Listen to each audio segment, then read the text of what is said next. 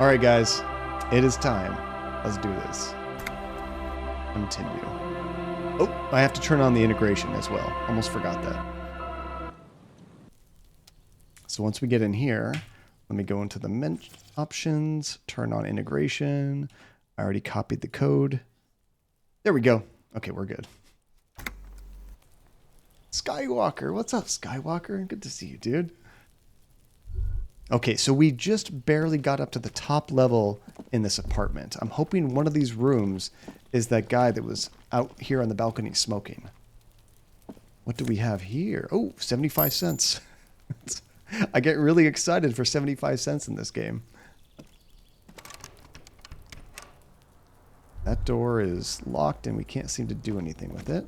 What's up here? Someone's growing rosemary, thyme, and a cactus. Cactus is the easy one. Those things grow anywhere. They don't need much water. And you haven't been to a hospital in a long time, Waffle Master? Me either. Well, I went to a hospital to get my first COVID shot, but I don't think that counts. You thought you swallowed a battery, but it was actually a dream. Oh, that would be such a... I mean, I was going to say that'd be a nightmare. It was literally a nightmare, right? This door is made of metal and appears to be reinforced. Someone here really values their security. This might be our person. I'm not sure. Number 28.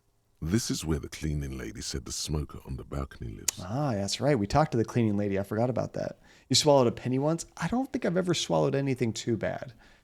Gum? I swallowed a lot of gum in my life, which... Is that an urban legend? People would say it takes like 6 or 7 years to pass through your intestines. I don't know. Oh, and you have a story? Like 25% of your house doesn't have power? Did one of your breakers go out, Phantasma? The power popped off and you couldn't get back on. That happened to us pretty recently. It was actually because of an air fryer. It took so much power, it actually just blew a circuit and melted all the ones nearby it. So we lost, about 25% of our power. Oh, swallowing glue, that would be terrible for you. Hey, at least you didn't use Gorilla Glue as hairstyling. Let's see if anyone's home. Knock on the door. All right. Hopefully he's there. It's pretty early in the morning. No one answers. Looks like the young man we are looking for isn't home. I think our best chance to catch him is in the evening. He looks around, taking in the cold spring air. We should return tonight after we have finished with our day's work. How about 9 p.m.? Sound good? Oh, come on. I wish I talked to him last night. Darn it. It's already morning, so we missed it. All right. Sounds good. Tonight at 2100. Tonight at 9 p.m. Right here. Apartment number 28. Good. Let's go. Now, will I remember that? I might need you guys to help me remember that. Well, since we're here, we might as well check out all of them. That's apartment 29. That's probably 30. We don't have any reason to go in them, so we can't knock. I guess that's all over here. Yeah, remember what? That we need to come back to the apartments to talk to the smoking guy at 2100 hours. When I got our fuses fixed and everything, it was probably $200, $300, something like that. It wasn't the end of the world. It wasn't cheap for sure. Voices from within, singing along to some buoyant dance track. Oh, we can hear somebody in their apartment. Okay, well, since we can't talk to him right now, we should probably book it to the bridge, get across, and see what we can find there. And your house is under warranty? Yeah, actually, do you own or do you rent Phantasma? That makes a big difference. But yeah, if it's a new house and you got warranty, boom.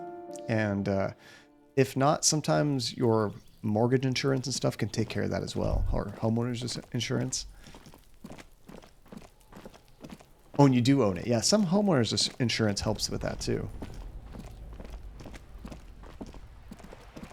Okay, so the bridge, I believe, was just down past the pawn shop. So we'll head on down that way.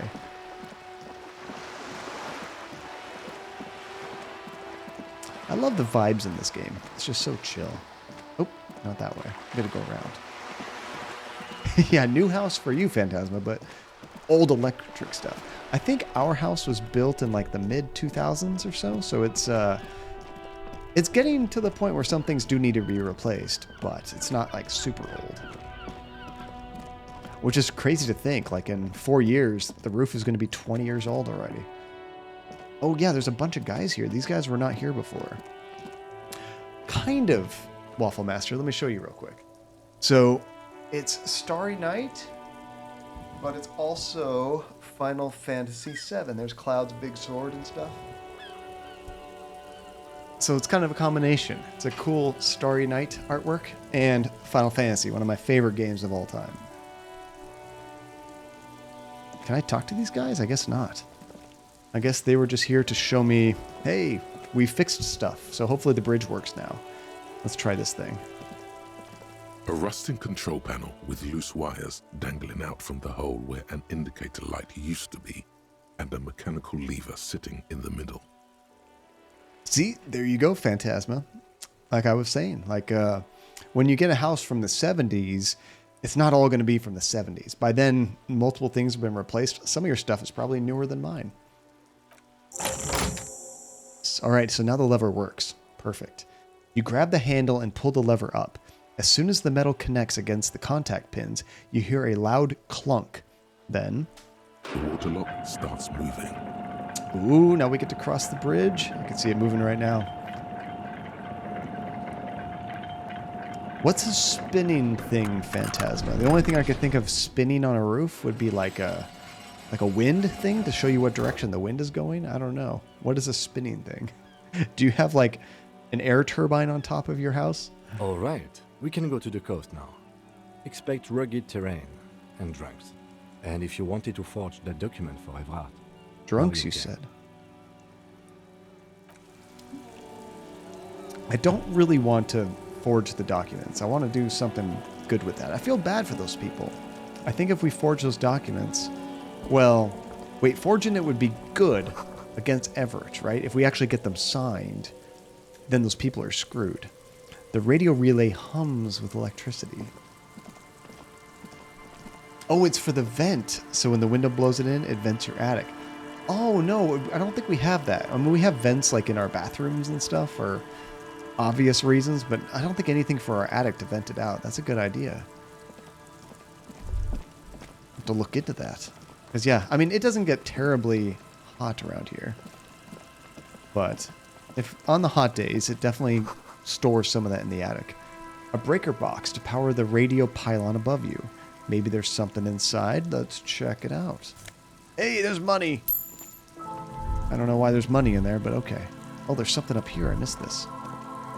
Looks like more change. Yeah, I mean, when I go in the attic, I do see vent holes, so I can see to the outside. But I don't think there's any fans to help, like, push air out or anything.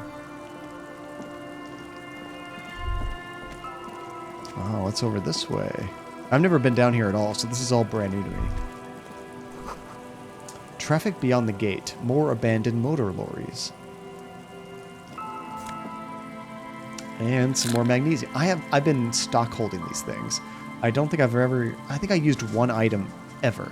The rest of the game I've just been hoarding all of these.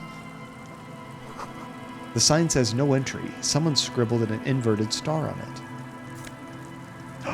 Got some Jamrock Biker Cop Sunnies. -1 logic, but plus empathy.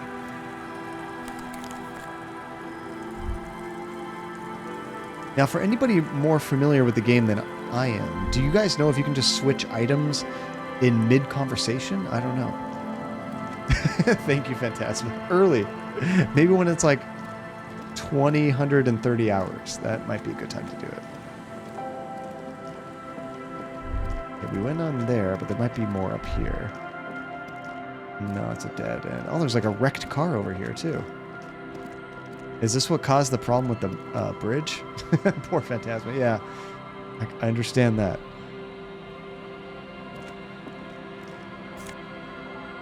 Hey, a banged up fuel canister. It's worth like $3. I'll take it. So you have to leave the convo to switch the clothes and items, but it's usually possible to do so for white checks. Oh, Evie, that's because the white checks let you try multiple times as well, right? But if it's a red check, I'm guessing the game is like, nope. You got to deal with whatever you have right now. No options. You better have been prepared. A bottle drained of all its booze is frozen in the ice. Oh, I see some change. Oink. And some more change right next to it. Hey, at this rate, we might have $20. The carriage lies half submerged in the icy water, slowly sinking into the Insulindian Ocean. Only the cabin top, rear wheels, and the engine remain visible. I was saying $20 because we need $20 to stay at the hostel again. Otherwise, I can't go to sleep. It must be cold and lonely down there, in the icy water. Poor empathy. A carriage in the sea? Where did this come from? My guess is it started its journey from the plaza, where it backed through the fence. Let's investigate, Kim. I agree. We should definitely investigate. You get a sudden sinking feeling. Stomach acid comes up as you look at the motor carriage in the deep, dark, cold water. Uh-oh. Could this have anything to do with the murder case? Why the doom and gloom? It's just a sunken motor carriage. Some motor carriages are bound to end up in the sea. Run your hand over the cold metal. The motor carriage is properly stuck in the ice. Getting it out would require a team of specialists.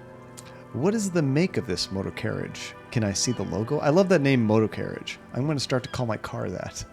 The logo is too deep in murky water. You can't make it out, but you do see a monkfish float by. How long has it been there? The ice hasn't closed around the vehicle yet. My guess is it's been here since last Saturday or Sunday. What should we do? Let's wait for the low tide and see what's inside. How long will it take for low tide to come in? I don't know. An hour or two, tops? Oh, that's not bad. Oh, you can sit on the swing and wait for tide to recede. That's the only other option we have. Cool. All right. As you sit down in the old rusty playground, the world around you becomes very silent. Excuse me. I had a sneeze there. Nothing but the sound of seagulls high above in the sky, echoing like distant laughter. Ice cracks around the blue motor carriage in the sea. Relentless. Your character sounds like a 5-year-old sometimes with all the questions he asks. Seriously, I mean, we've forgotten how to be an adult in a way. We definitely have regressed like a toddler where we don't even know simple concepts that we should have known like our entire life. Like when we first lost our memory, I always assume it's like that movie Memento. If you've never seen it, great movie, you should watch it. But this guy has a head injury and he can't make new memories. He remembers everything up until the accident. But after that accident, it all just fades. So with our memory loss, I assumed it would have been up until we drank. But no, it seems like we forgot what's a car? What is rent? I don't get this. I'm not sure what the point of this is, but it's a red check and we can't do it twice. Let's try it. It'll be fun. We'll probably fail. I don't know what the bad... We might lose morale if we do this, but let's give it a shot. Okay, so we need drama. What skill is drama? I'm going to need your guys' help. Drama, of course, it's intellect. My worst skill. Okay, so I'm going to ask for a lifeline. There we go. Go ahead and try to give me some intellect if you can on the screen, and that'll help me with this dice roll. Right now it's only 28%. Let's see if we can get that to close to 40. Help my chances a bit. I did Waffle Master. Yeah, I've built a number of PCs. I built my wife's computer, my computer twice. I built the computer that's inside my arcade cabinet. And I have a few laptops and like pre-built computers too. I want to do some upgrades to my computer, but you can't. You just can't buy parts right now. It's so crazy out there. Okay, what do you... Oh, 42%. Good job, guys. Okay, fingers crossed. Let's whistle a tune. The tune on your lips forms a strange yet undeniably beautiful contrast with the surrounding bleakness. I don't know. I'm so excited to whistle, but it's an option. I have to try it. The lieutenant gives you a quick glance. Then, still looking straight ahead, he joins you with a higher pitched and slightly more melodic trill. Oh, that's cool. So if we had been missing some morale, that would have healed us up there. The wind blows. In the distance, behind the church, some vagrants are having an argument over a bag of tear they found in the reeds. Further away, a flock of seagulls lands. The clouds pass in the sky, and the shadow of the swing moves like the hour hand on a timepiece. 30 minutes have passed. It's still not a couple hours yet. Looks like this might take a while. Time to present a good topic for discussion. What are we going to talk to Kim about?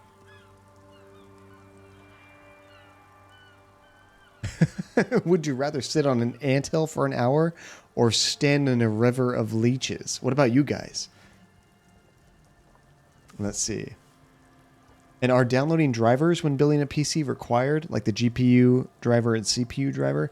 They're not required. They're required after you're done, basically, Waffle Master. So once you put everything together and you boot up Windows, well, you install Windows if it's a brand new computer. Yeah, you do need to get drivers for your GPU, your motherboard, your chipset. Your chipset covers a lot of things, typically, but GPU is an important one. Any other hardware that you have in there. Sometimes you need some drivers for your mouse or keyboard. If it's something fancy, you could need drivers for all kinds of things. Let's do this. Let's ask him this goofy question.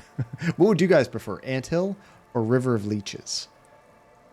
I've never dealt with a leech, so I'd have to go with ants, but I hate ants. Well, historically, leeches have been used to prevent and even cure many ailments. Clouds on the horizon grow darker, and the shadow of the swing set keeps climbing. You hear the distant rumble of the city. 30 minutes pass. Oh, we can ask a relevant question. If you have to side with either the strikers or the shipping company, who would you choose? I like Kim a lot. I take what he says with a lot of merit. Yeah, I imagine they're really gross. I don't think I've ever seen one in real life. Thankfully. I haven't waded in lots of rivers and lakes, so I haven't had to deal with one. Luckily, I am already a member of an independent organization, and therefore do not have to choose between a rock and a hot place. But if someone puts a gun to your head, Kim, who would you choose? Your voice echoes on the water, strange and out of place in the environment. They're not going to tell me. 30 more minutes pass. I think we're almost there. Oh, when you went to go check on power, you checked the router and it was infested with ants. Ew, your internet router had ants? What the heck? What are they trying to get in there? Yeah, right, Sheely? They did a lot of weird stuff back in the day. Doesn't mean it was good. We just didn't know any better.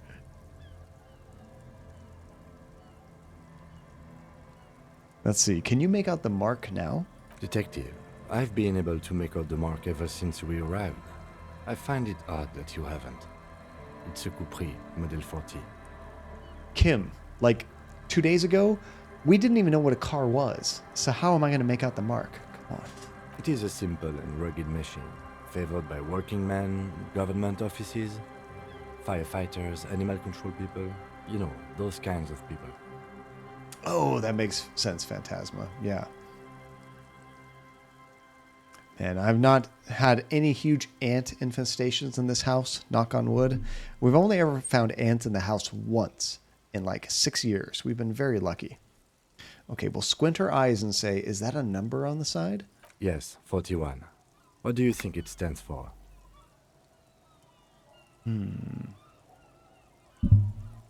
What would the 41 stand for?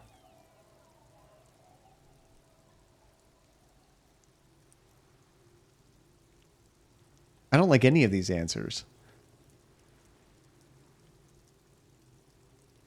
I like this one. I hate guessing. District something, precinct something municipal.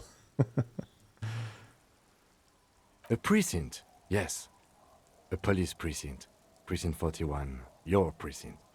Oh no. Wait a second.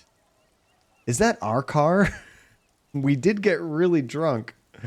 A massive pit opens up in your stomach, and the most terrible feeling comes over you. This is not good. We're investigating our own drunk driving that we don't remember. You feel like you're about to faint and fall off the swing. Your hands get clammy and the air tastes sour to breathe. Oh, this is not good. Wait, what is the world record, Relentless? That sounds terrible. Why would you want to go for that record? The only luck I've ever had with ants, Phantasma, is you find where they're coming from outside, generally, and you put a bunch of traps with like bait that they take back to the queen, because then they kill the whole nest, and then you're good for a while. Oh God, Harry.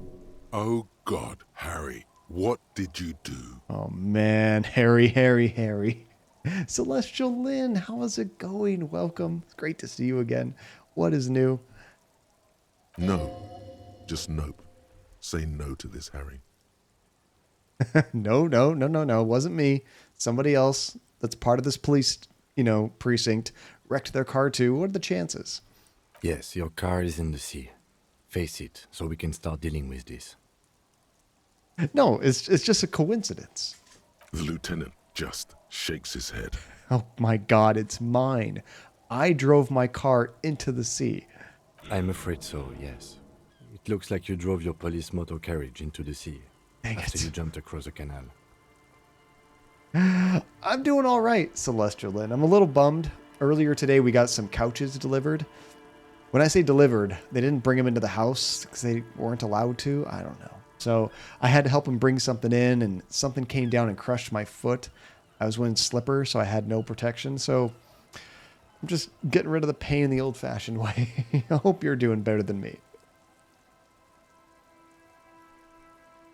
Let's see, you got that kind of bait, and the exterminator should take care of it. Okay, that's good. That's good. Yeah, I've never actually dealt with an exterminator to get rid of insects or anything. I guess we've never had anything quite that bad. Maybe we were in pursuit of someone. Maybe that's why it's wrecked. Of whom? I don't think so. If anything, you were probably drunk. Well, yeah, we are blackout drunk half the time. Probably. Try definitely. This is bad. They're not going to take me back after this, are they? People are more valuable than machines. Training a police officer is even more costly. I don't think anything's broken, luckily, Celestial Lynn. I'll have to watch it, but I think it's just going to be bruised pretty bad. People, yes, but not you. Yeah, the badge, the gun, and now this. So for everybody unfamiliar, we're a pretty drunk, negligent detective. We've lost our badge, we lost our gun, and now we just discovered we drove our car and wrecked it completely and left it in the sea. So yeah, we're not doing too good. And Wafflemaster, you're going to go for RTX 2070 when you build your PC? Nice, dude. That'll be a sweet card. I have a 2070 in a laptop, which is fantastic. And I have a 2080 Super that I built last year in my desktop, which are both great cards. That's going to work really well for you. Yeah, let's mention the badge and the gun. The lieutenant adjusts his glasses and doesn't say anything. Thanks, Kim. I need support here. There is also a fourth thing you've lost. Our dignity? More precious than the gun, the badge, and the motor carriage combined. Lost forever into the deepest of seas. Maybe it's our memories. I mean, for me, my memories would be worth way more than any physical item. So maybe that's what he's talking about. So how do we get the car out of the ice? Detective, we don't. A rescue operation really isn't viable at this point. So it's just going to be there like that? I'm afraid it will have to be there like that for many years. What? Look at it. Parts of it might be salvageable, but overall, this machine is a write-off. How do you just leave your car in the river? Like, that's like such pollution. I would think that even if we didn't do something with it, somebody else would pretty quickly. I can still fix it. That is very unlikely. All the electrics are toast. That goes for the electromagnetic steering and brake systems as well. Yeah, we done screwed up. You'd be lucky to find one undamaged component in there. In a few months, there will be nothing but rust left of this vehicle. It'll be cheaper to buy a new one. Oh, I didn't show you guys this. It might look weird how I lift up my beer and it looks like this, but check this out. So, this is actually something my wife got me for Christmas. It's a little, kind of like insulated container, and you can put cans in here, 4 bottles, and it works for different sizes of bottles too.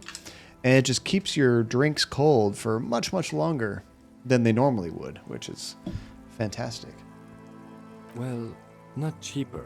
This motor carriage costs 40,000 real. Whoa! But in the long run, it still makes more sense to buy a new machine than try to refurbish this. That's a lot of money. I don't even have $15. I couldn't even pay a hostel bill. Let's face it, this is a substantial loss to your district's budget. I mean, my station only has 4 other vehicles in addition to my kinema. Things were going so well. We were just whistling merrily. You can still whistle. Besides, the night is always darkest before the dawn. Yeah, I don't see this getting great anytime soon, do you? Phantasma. Luckily, that's not going to be the case. Honestly, the way stuff is going right now, I've already heard of certain companies delaying future releases because things are so bad. There's no purpose in releasing something on schedule when they can't keep up with current demand. So if anything, what you have might even last longer than you expected. But it's still a bummer you don't have it already. Okay, well, at least I can see what's in there now. Maybe our badge is in there. That'd be great. Yes, let's go take a look. I have a feeling it's not, but I would love that. Oh, poor Phantasma. I'm so sorry. Well, when you do get it, don't crush your foot with it, please.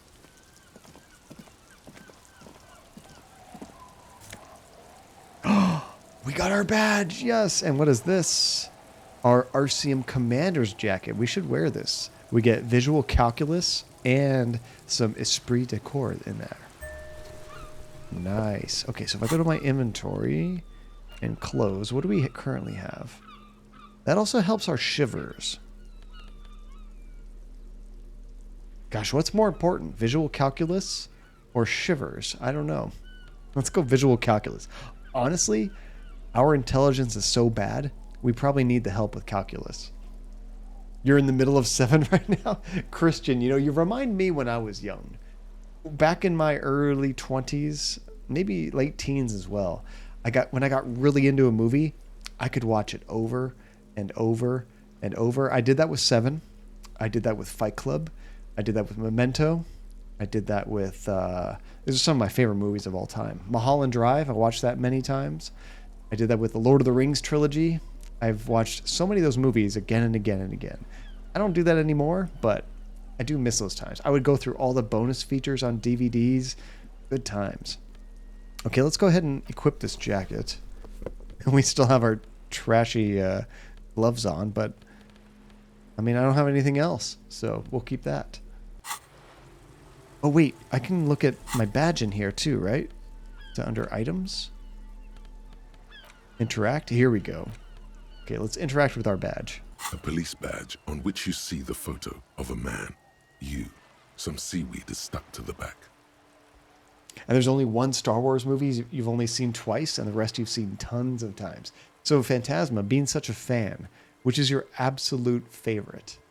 Yeah, what's the first rule of Fight Club? You don't talk about Fight Club. I found my badge. At least something good came out of all this. Let's study this badge. Encased between 2 durable plastic sheets is a bluish card with lines of information and a watermark in the shape of the street grid of Revachol West. You see a photo, a name, a rank, a document number, the date of issue, and in the lower right corner, your precinct. Empire Strikes Back. That's like episode 5, I think. That might be my favorite too. Relentless. The first rule of Fight Club: be yourself and have fun. It is basically a self-help group. Technically, that's kind of how the whole thing started. Look at the photo. The man keeps winking at you with his green-gray eyes. The photo is old, no doubt about that. Fight Club is way better than Project Mayhem, which came later in the movie, in the book. Good choice. A newer photo would look different. 8, maybe 10 years. The guy in the picture is rather good looking. He's got a nice haircut and is distinctly lacking in massive sideburns. This guy's not very disco, is he?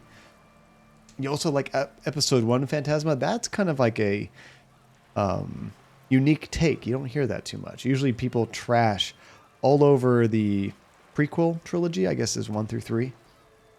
And you like 3 the most, Waffle Master. Both of you two. That's awesome. You can't watch episode 3. Oh no. Okay, and he's winking. Why is our picture winking at us? What do you think? His face is already contorted by the expression, although it looks less grotesque on him than it does on you now. Hey, shut up. We're devilishly handsome. It looks better on him because he isn't in as much pain while producing it as you are now. Although there's already a hint of that pain, certainly. That makes sense, Phantasma. That was a pretty rough scene. I remember that. Don't be fooled. The bad times have already begun. The badge in your hand shines as you rotate it, catching light. You see lines of information on it, and a shining watermark. So the name, it's not Harry, it's Harrier. Do you guys know anybody named Harrier? That's kind of an awesome name. But being a video game nerd, the first thing I think of is Space Harrier, which is an amazing arcade game. Okay, Harrier Du Bois. Harrier. That's long for Harry. So you are Harry. Evrard was half right. Probably not a lot of people know your full name. No. Whoever told him you're Harry Dubois didn't. Yeah, wait, what kind of name is Harrier? It's a wartime name. Revolutionary.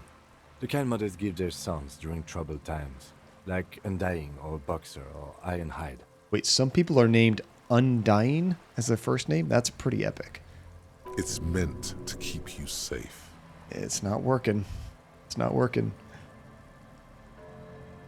Oh, has one of the best lightsaber fights in that one too. I remember, I think the first one I saw in theaters, because I wasn't old enough to see the original trilogy in theaters, was episode 1. And the whole fight with, what's his name, Darth Maul? I always thought that was really cool. And Sheila, you can't wait for the new Five Nights at Freddy's game to come out. It's still wild that the trailer for it has a main feature by Sony and got more views than the Final Fantasy trailer. That is wild. I mean, that just shows how popular that franchise has become. You know, it seems like kind of like a fun indie game, but no, it's like a huge franchise.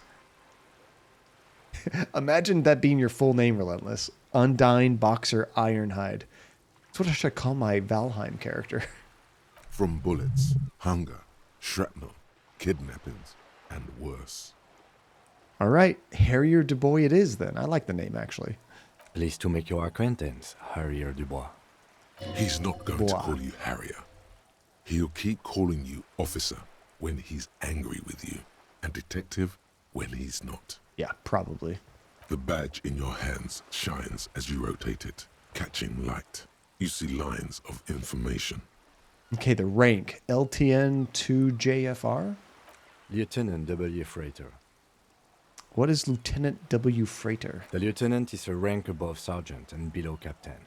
It's the highest rank in the RCM that still does field work. I am a lieutenant. And double Freighter? The title of Freighter is added to your rank when you decline a promotion to a higher rank. In your case, captain. You have declined twice, thus you're double Freighter. Why would we decline promotion? Do we just not want more responsibility? Are they going to do a Star Wars reboot, Waffle Master? I hadn't heard about that. Old Republic Saga, isn't that what some of the games were based on too? So yeah, declined? There are many reasons one would do this. The rank above you in your precinct's décomptage might be taken, or sometimes promoted officers do not want to replace their superiors out of respect. It makes sense. It makes sense. Oh, did the actor that played Darth Maul do some crappy stuff? I hadn't heard about that. But I haven't paid too much attention to that behind-the-scenes stuff in Star Wars.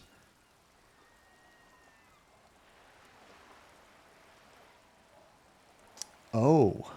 Yeah, that's something. I had not heard about that at all, Phantasma. Oh my goodness. And sometimes they just prefer the type of police work available to their current rank. In your case, lieutenant. Heavy-duty case-solving machine. And what's a décomptage? Décomptage is the hierarchical system employed by the Revachol Citizens Militia. It means counting down to twos. The lowest rank is junior officer, usually teenagers. Then there are the patrol officers, then sergeants, lieutenants, then a captain. That's basically it, except for a few kings. Do you guys think they're doing like way too much Star Wars right now? Because before Disney had it, you would very rarely get Star Wars stuff. And then once Disney fully bought it, you get Star Wars multiple times a year. It's pretty incredible. I just worry that they could milk that cow too much to the point that people get, over it. Now, that's good, Phantasma. I know some people are like, no, just keep it coming. And other fans might be like, you know what? Let's go another 5 years. Give us a little bit.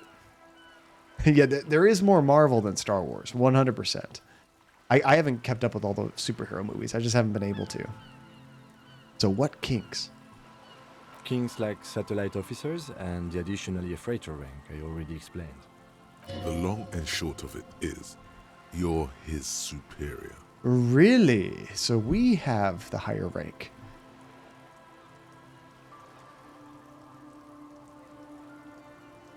So you've been putting up with all my BS because I'm your superior? No, I've been putting up with you because despite an unconventional approach, you are doing good police work. No, all right. I like that better. It matters more than driving your motor carriage into the sea. And now we've even found your badge. He trusts you, for now. Try not to spoil it. Yeah, I thought my rank was drunk. Yes, apparently you've had a rather successful career in the past, and this leads me to believe maybe your current situation is only temporary. Sure, yeah. Let's go with that. I like that. I like that. Thanks. That gives me hope. Good. Okay, turn back to the document. Such a small yet precious thing. Expensive paper caught between thick plastic, like a fly in amber. It reads.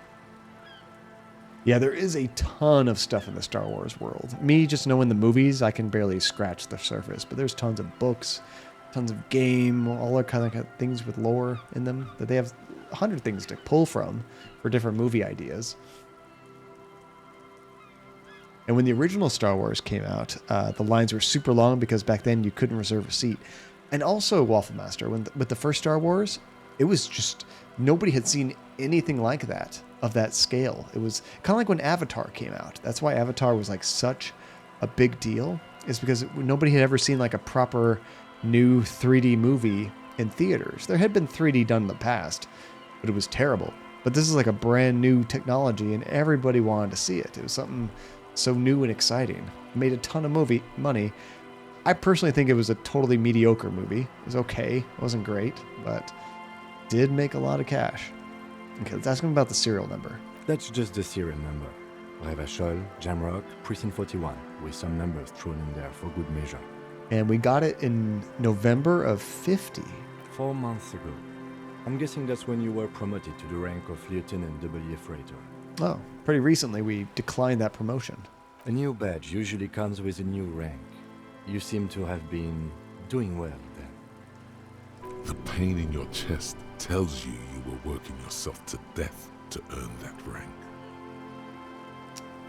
Oh, is that why it was taking so long, Waffle Master? I hadn't heard that. It makes sense. I'm guessing it's not going to be 3D. I don't know if all the theaters still do 3D movies anyway. Maybe they still do, but I sure haven't seen a 3D movie in a very long time.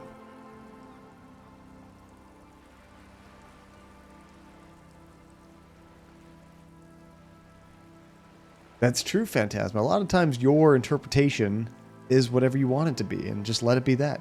Different people can have different interpretations, and that's totally fine.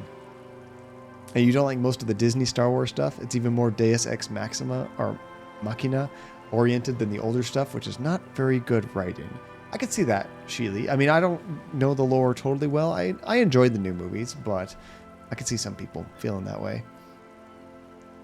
The case created a lot of edge you have to take off. The Death March really gets us going. A lot can happen in 4 months, especially in winter. The winters are never easy on you. Of that you are sure. Little update on my foot. It still feels like it's swelling, but I can still move it around just fine. Not noticing any weird, sharp pains. I remember that time! The tie around your neck feels tight suddenly. That was a good time. Oh, We had no. a good work-drink balance going. What happened, man? Pump it up! A good work-drink balance. Cheers to that. Precinct 41? I mean, that's where we're from. Yes, it's the designation of your precinct. 41. Like mine says 57. The 57th is mostly industrial harbor. A lot of asphalt. The 41st is... It's what? It's a tough station to work in. You have all of Jamrock to cover. That district should have 3 precincts, but money is what it is. It's no wonder you are like you are, he thinks. But then again, But then again, it's a legendary district, and a hell of a station too. It must be an honor and a curse to work with people like Price, McCoy, Berdiaeva. Ah, so we work in a really rough area. That's why we've seen so much. Maybe why we turned to drinking. Yeah, Waffle Master. I saw it over the weekend, too. I enjoyed the Mortal Kombat movie. It's not a great movie. I'm not going to go out and buy it and watch it 100 times. Not like, whatchamacallit, 7, like we were talking about earlier. I don't know if you're still there, Christian. But it was enjoyable. And for like a video game movie, I thought it did a pretty good job. Was it perfect? No. If I had to nitpick things, I think the editing was too fast on the action. It's kind of hard to see what was going on.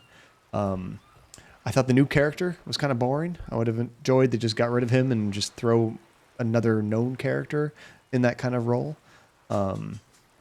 And I kind of felt like it was rushed towards the end. Yeah, exactly what I was saying, Wolf Master. When you got all these cool fights getting set up, they were just resolved really quickly, one after the other. Bam, bam, bam, bam, bam. And I would have liked to have seen more of that action. But it was super fun. If you were into it at all, I recommend checking it out.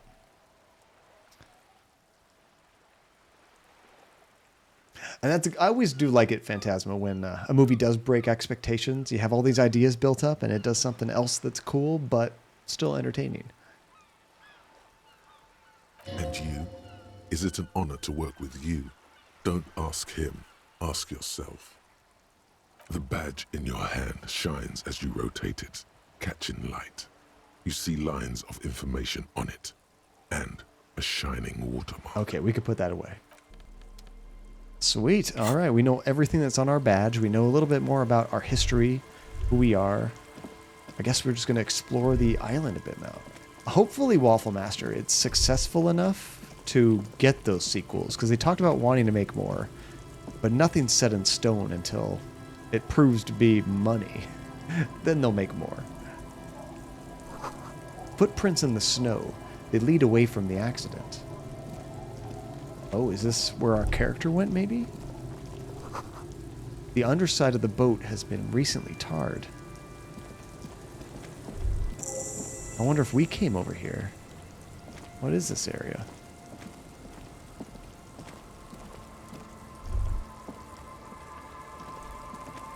There's somebody right here. I should probably save it. It's been a while since we saved. Oh, that was so sad, Phantasma. And imagine you have this huge franchise going on. You need this character and that actor passes away. Like, that's the most tragic thing. But man, does that throw a wrench in your plans. Hi, officer. Lillian the Net Picker. A woman in a raincoat stands on the quay, considering an overturned boat. A sword and a scabbard hangs from her hip. Is she a pirate? Factory balanced, Bakelite and stainless steel. Anything I can help you with? That depends. Where are we exactly? A fishing village on the seashore. This place doesn't really have a name. It's sometimes called Elysium. Why? The sign on the street leading here is illegible. Has been since they built this place. So they call it Elysible? The questions, I have questions. The first is, what's your name? The name is Lillian. People call me Netpicker. I think I have time for questions. And that was actually the second one. True. Ask her about the cool sword. Helps to break the ice.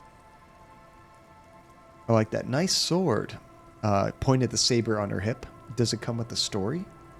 Unfortunately, the factory sold this one with a 3-year warranty instead of a story. It's to intimidate folks mostly. Wait, hold on. Do you know how to use it? Not really. I know some basic moves, and I know it sure as hell beats a knife when you're in a tough spot. I mean, if somebody broke out a saber on me, I'd be intimidated, for sure. But not when you're in a tight spot. Alright, I'll say, it is imposing. We'll just nod. It's a regular mass-produced sword, like a shovel or an axe. Nothing fancy, just for intimidation. Well, why do you need intimidation tactics? I did see that one Waffle Master. That one I think I've only ever watched once, the first time I saw it. I remember really enjoying it, but I could definitely go back and check it out again. They also had Andrew Garfield, I think, the second Spider-Man in the recent movies, was like his best friend in that. And I thought he did a good job too, but I need to revisit it for sure. You know, I saw a new movie with Jesse Eisenberg. I thought it was pretty cool. It's not for everybody. Crap, what was the name of it? Got a weird name. Vivarium, I think is the name. It's like Vivirium,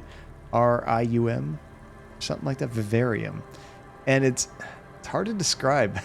If you want a weird sci-fi movie that's kind of creepy, mostly just strange, check out a trailer. See if you're interested.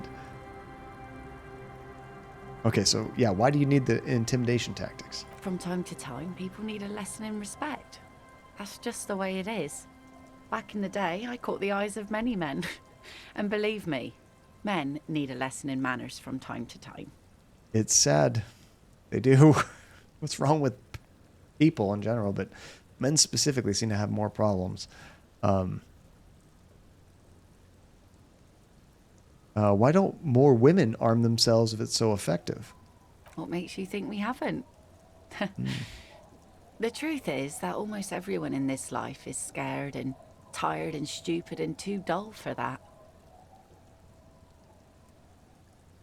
Oh, I never saw American Ultra, or I think I might have seen a theme park movie though. It's like, it's kind of like a sort of like a stoner comedy kind of movie, right? Waffle Master. I can't think of the name of it, but I vaguely remember him in a theme park movie. Did it also have the girl from what is that series of the vampires? Twilight? I think Twilight. I can't think of the actress's name, but I think she might be in it too. That goes for men too. But they put on an act for us. Pretend like everything's good and living in shit doesn't bother them. Like anyone falls for that. That does not go for real men. It does not go for you. Show her. Show her the wonder. Wait, what's the wonder? What are we going to show her? I'm confused. Coach means the expression. No, don't show her the expression. I'm just going to go along with her. Yeah, most people I've met are scared. I don't want to scare her away. Imagine that. Behold! And you point at yourself. No one wants to talk about how frightened they are. But only frightened people are really dangerous. And plenty of them are dangerous. She's not afraid, however. Does that make her not dangerous? No, it doesn't at all. Adventureland, that sounds familiar. Yeah. So, can I borrow that sword? No, I'm afraid not. Tempting to confiscate the blade I used to keep these animals in check. You would put me in an early grave. She refuses, but your word is the law. You are law. No, I'm okay. We don't need your sword. I was just joking. So where are all the men now?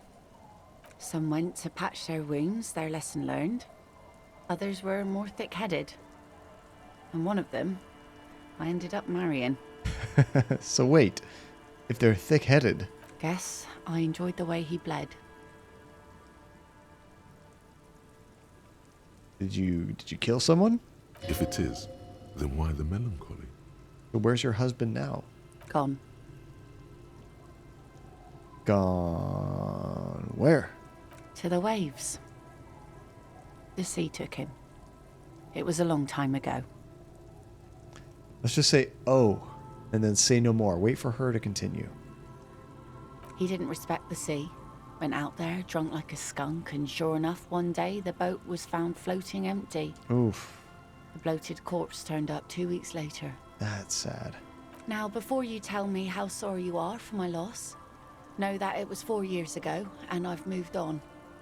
There's only so much mourning you can do for a drunk with sinewy muscles. She really likes those muscles, though.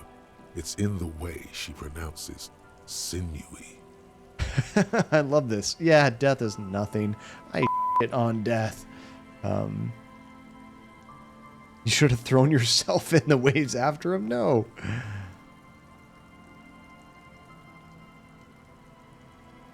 I'm just going to say time really is the best cure for sorrow, isn't it? It's what I believe. I think that's 100% true.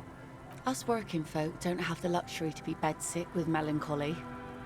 I buried him, mourned for an appropriate amount of time, and went on. Life didn't really change that much for me and the kids. She glances at the village where the two little kids are playing with what looks like rocks. This is neither a touchy nor a very interesting topic for her. She looks like she's ready to go on a date with another, better, drunk. Ask her. Both of you could need some action. What do you guys think? Do it! Hit on the widow! It's the right thing to do! Thank you, horrific necktie, for your input. Oh,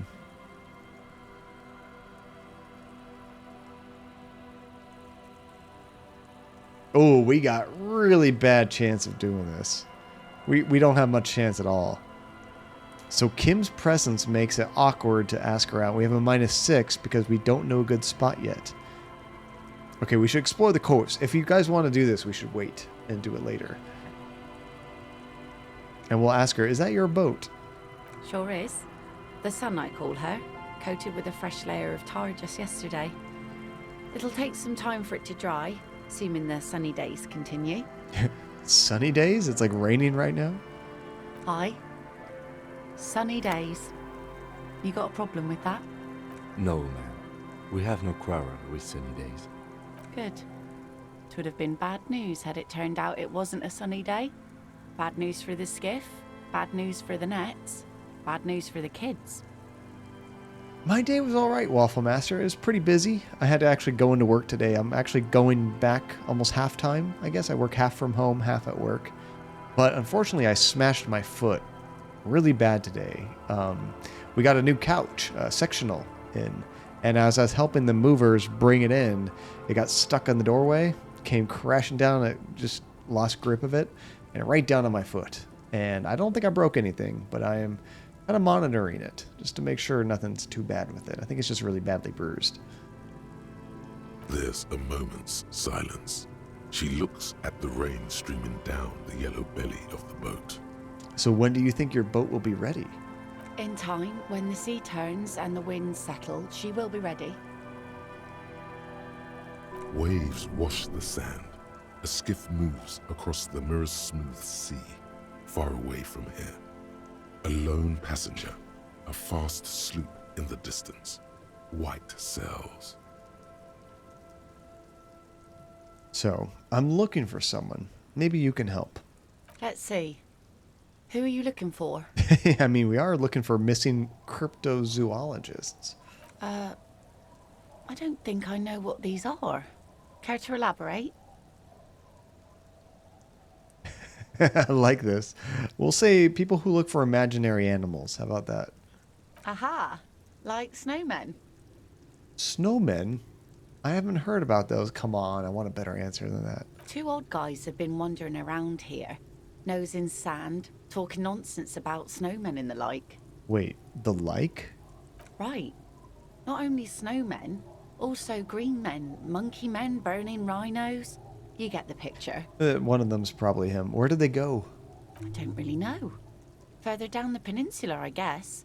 I mean, that's where they were heading. Who else are you looking for besides snowmen? That's it. I'm not looking for anyone else right now. Well, how can I assist you then, officer? So, what do you do around here? Like I said, fish mostly. Sail the waves, take care of the kids, pick nets. Right now, I'm tarring a little skiff. And so your day is doing good, Waffle Master. You need 3 final classes for spring, and then you can fill out your CSU application for the fall. Oh, that is so exciting, dude. Right on. Keep it up. What else? I sell the fish to people in the Delta to serve at their fancy restaurants. Authentic Insular Indian cuisine. Is that enough to make a living? Sometimes I also walk to the beach to see what the sea has given up. The sea is full of surprises. This is what is called a conversation. You don't have to be guarded right now. Oh no. Anything but a conversation.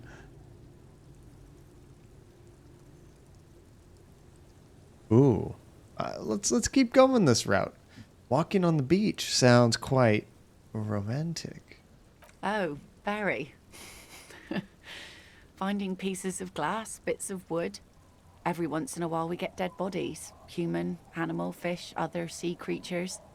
A mine washed ashore once. What else? Bottles, drugs also, lost cargo in general. Most of the time it's just wood and glass. Very romantic. Oh, it's super romantic. All right. Major choice moment. You only get to ask one thing. It would be weird to say them all. Choose wisely. Oh no, why all the big deal? What's going on here? Mines. Mines. You need mines.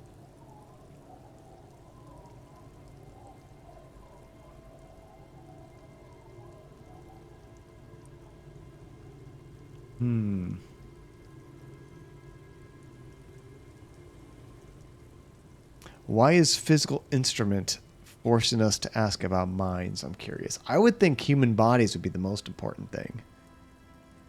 But, I mean, nothing happened with the body that we know of in the tree regarding this island. So, I guess we'll trust our instincts and ask about the mines. So a mine, the RCM could use a mine. Where is it? Well, the RCM has to wait for another one because some army folks came by, took it in the middle of the bay and blew it up. The blast was surprisingly timid for such a huge spiky thing. Darn. Okay, we missed that. Okay, now before I give her this envelope, because I don't want to accidentally make her sign it, I think we actually want to forge the signatures. Because I don't want ever to push these people out. I don't think so. Well, we just got to this island, so I don't know if anyone's really investigated anything. What are these doing in the fish? What is he talking about?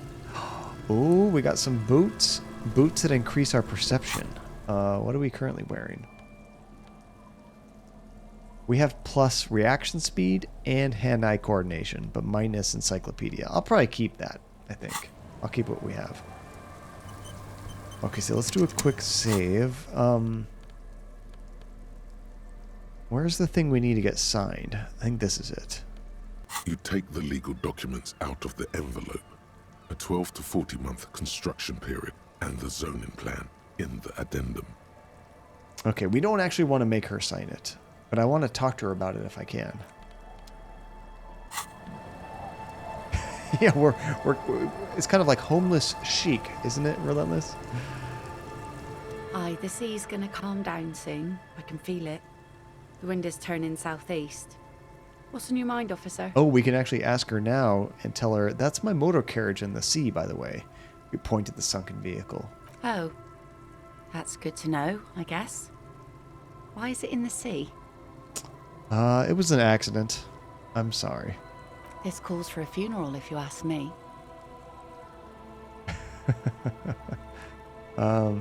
You're suggesting we honor the carcass of my former motor carriage? Aye. Feels deserved, don't you think? Falling in the line of duty like that and all? What an odd thought. Maybe I should. Why odd? Our things are a part of our life world. They're made with our human sweat and they share human history. We should care about them as we care about humans. To some extent, at least.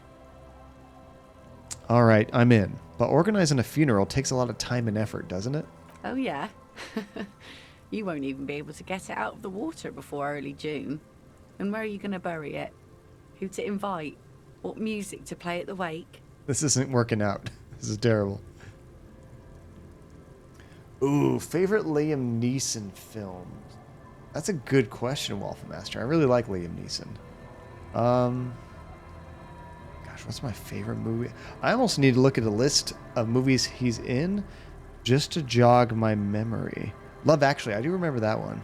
Not Star Wars. I enjoy the Star Wars movies, Phantasma, but I'm not like a huge fan where I like fell in love with them and could watch them over and over. They were fun, but I didn't watch them as a kid, so I kind of missed that. Okay, Schindler's List is probably the most like iconic Liam Neeson movie, but I have a feeling there's one that I am more, I guess, personally attached to that I really, really enjoyed and keep going back to. I'm trying to think. You know, like Liam Neeson, or I guess Schindler's List is a big one. I've only seen it once, to be honest. I really liked it. Let's see. What has he been in? He's been in so many things. It's hard to pick just one, isn't it? He was also in Batman. I have seen The Gray. That's like a survival movie, right? Yeah, I did really like that. He was in Batman Returns? Is that what it was called? No, Batman Begins. He was really good in that. But usually when you think your favorite movie by a particular actor, it's like he's the main character in that movie. And I might have liked him better as a side character in a movie that I prefer, you know? I don't think anything's topping Schindler's List, to be honest. Just off the top of my head. Oh, he's in Gangs of New York? I don't remember that.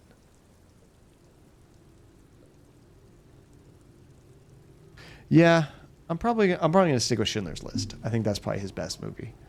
Take it from someone who's been through a few funerals. It's easiest to just leave them there and let nature take care of it. You're the one that suggested the funeral. That's all we have time for right now anyway. Come back here in June and see how you feel about it then. It's not like it's going anywhere. Okay, let's focus on things we can actually do, right? Kingdom of Heaven. I don't know if I watched that one. There's a few big war epics that came out around the same time. Is that the one that also has Edward Norton, like in a mask the whole time? Or am I thinking of a different one? Absolutely. Things like what, for example? Okay, so let's give her the envelope, and I want to talk to her about it. Are you? This says by signing, I agree to living with construction noise. What exactly is the Union building? Yeah, Everett's planning to turn some of the village into a youth center. What a nice idea. Wouldn't have thought that.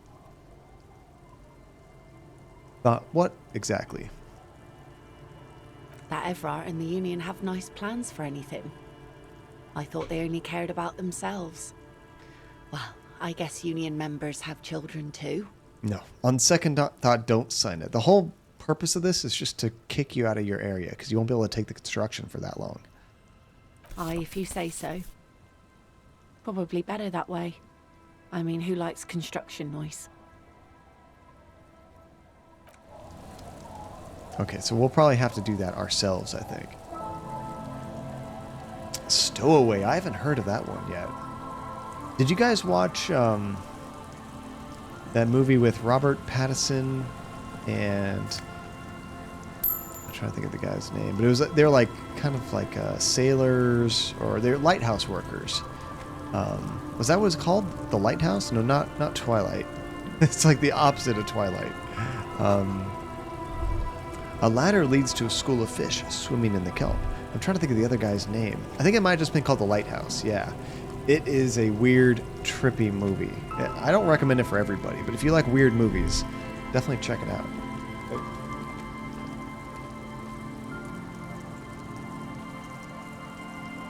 I moved Andy's laptop charger. I'm trying to think of where it might have moved to. I think it's either on the bedroom on that table right there. That's my guess. Yeah. It's a crazy movie. If you like movies that are just out there and very different, check it out. It's all black and white too. kind of scary, kind of funny. It's about two lighthouse workers that are forced to work together for a while, and they start to get really lonely. They're drinking all the time, and things get crazy pretty quick. We're finding all kinds of change around here. I love it. You can't see in the house from this angle. Darn it. Looks like the door's locked. We can't even knock on there. You fall asleep to anything black and white? Wait, why? Why does the absence of color have anything to do with your sleeping patterns? I'm confused. I'm guessing you couldn't handle the first episode of WandaVision either.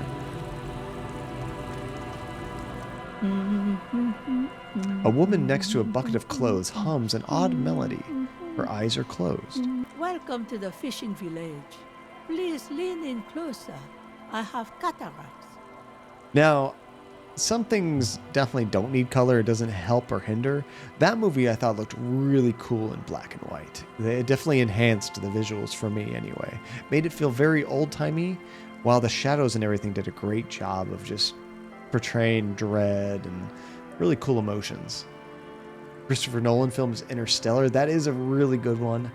I think for me, Waffle Master, it's Memento. That was the first movie I ever saw by him, and it just blew my mind, and it's definitely the movie I've seen the most of his. If you can't see me, how did you know I was here? She could probably smell me. I still have a golden ear. Come, come. We'll lean forward. Oh, welcome, police officer. We don't cause any trouble around here. And we don't want any trouble either. I wasn't planning on it.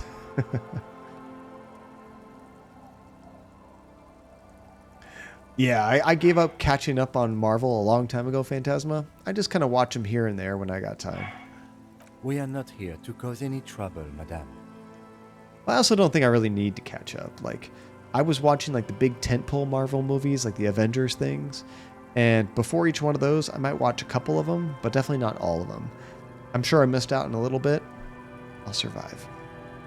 They came out with like 5-6 movies a year. It was crazy, and I wasn't interested in half the characters, just because I just didn't have any experience with them. Trouble? Say the second thing, Bratan. Shows you got style. Oh no. What he said, we're cops. We don't cause trouble. We take care of trouble. Oh, of course.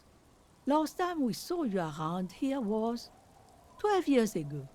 You also came to take care of trouble then. Wish you did. But still, in Martinez, you're considered an ill omen. Oh, I didn't realize that they have Game of Thrones prequel stuff already online that you can see. That's pretty cool. Man, they really butchered that last season. I'm curious how they're going to recover from that. It was, yeah, that was Gus barking. He doesn't bark very often in Waffle Master. I'm not sure. I think Andy was just taking him outside. Wait, I've been here before? No, not you personally. I meant the RCM. Some of the men got into a fight. One of them killed another. Locked himself in that woodshed over there. We might have to check that out. He was brooding, needed some help opening the door. You got it open for him, and took him to think about what he'd done in a more secluded place. Somewhere more quiet. That was probably the beginning of the end, Waffle Master. I think around season 4 they ran out of material from the books, so they had to start writing a lot of their own stuff, which was definitely not as high quality as what came before it. I thought all of it was good, at the very least. Now, the last season was very rushed, in my opinion. They definitely jumped to some conclusions way too quick. They needed like another, probably season, like a full season to actually get there, in my opinion. It definitely could have taken more time. I didn't like hate necessarily the things that they did in the end. I just kind of think they jumped there way too quickly, and it didn't feel very satisfying. So that was a bummer, but overall I really enjoyed the show as a whole.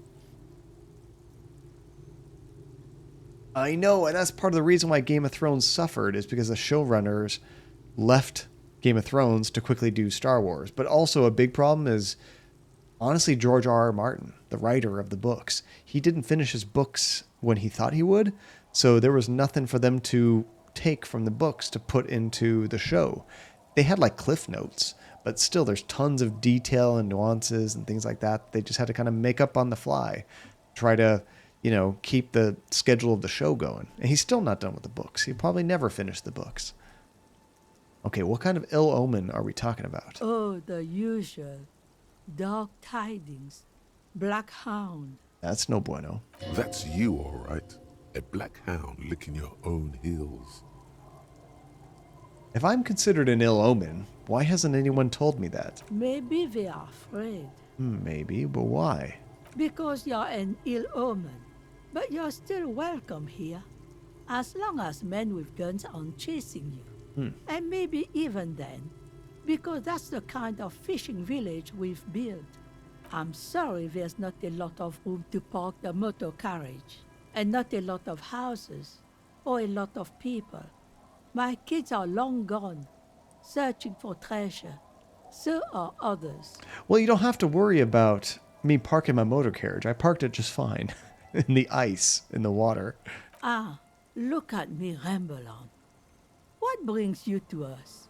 So where could someone stay around here? Do I not have to spend $20 at the hostel? Stay? Most people here are trying to leave. That said, if lodgings is what you're looking for, I've got a free room in the shop. Okay, she says a free room. How much is it? Is it actually free, or you mean free as in it's vacant? I won't charge you for it. Take it as a gesture of goodwill from the village to the RCM. Hello. Nice. I don't have to spend $20 every day? That's great. So you never finished watching it, but you heard people say that while the book were character focused and the plot moved forward through all the individual arcs, in the final season the showrunners had a fixed idea of where they wanted each character to end up, so they followed that idea rather than the path the characters had been on previously, which is why the final season ended feeling off. I don't necessarily believe that, Relentless. I think George R.R. Martin, as part of his clause in doing the show, because they knew going in that there's a possibility that he could die and he hasn't finished the books, that the show could catch up and he wasn't done writing them.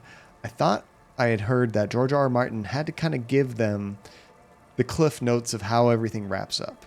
So I think things wrapped up the way George R.R. Martin expected them to or wanted them to. I just don't think that they gave it enough time to do it. So that was the problem of them wanting to like quickly rush through it and jump into Star Wars and just get Game of Thrones over with. The problem is, like, you can see where the seeds of the characters' choices were in the show and where they ended up, but they didn't give it enough time to do it. It's like you could see a character slowly going crazy, but then they went like 1, 2, 3, crazy. You're missing 4, 5, 6, 7, 8, 9. Like, we need a little bit more time to gradually see that character reach that. That's definitely part of it too, Waffle Master, for sure. Okay, so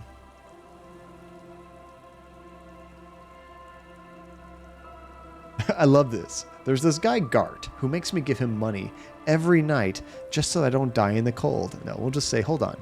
You're giving it to me for free? No one is using it, and God knows it's not much anyway. You can stay there. Yeah, 100% Phantasma. It's a combination of them rushing it and also George R.R. Martin not actually finishing the books. I'll say, okay, I'll take it. That sounds great. Don't make an old woman regret opening her house to the police. Nice. Now we can have a place to stay every night. Well, if you are not in the hostel in the morning, I'll know where to find you. Here, in a shack. He's a little relieved you're no longer in that room. Hey, I don't see a problem with that. Should he? This environment encourages one thing and one thing only. Drinking. Hey, I could just come here to sleep. That's totally a possibility. Finally, you have those lamos of matinees off your back, Oh, no. Bratan. This looks like a great place to bring chicks. So what is in this fishing village? Just us. It's barely a village anymore. We almost don't exist. What do you mean? This is pretty much a non-place. A gap. A blank spot on the map. Just a cluster of nameless shacks on a nameless street. How far did you get into the show, Relentless? I'm curious.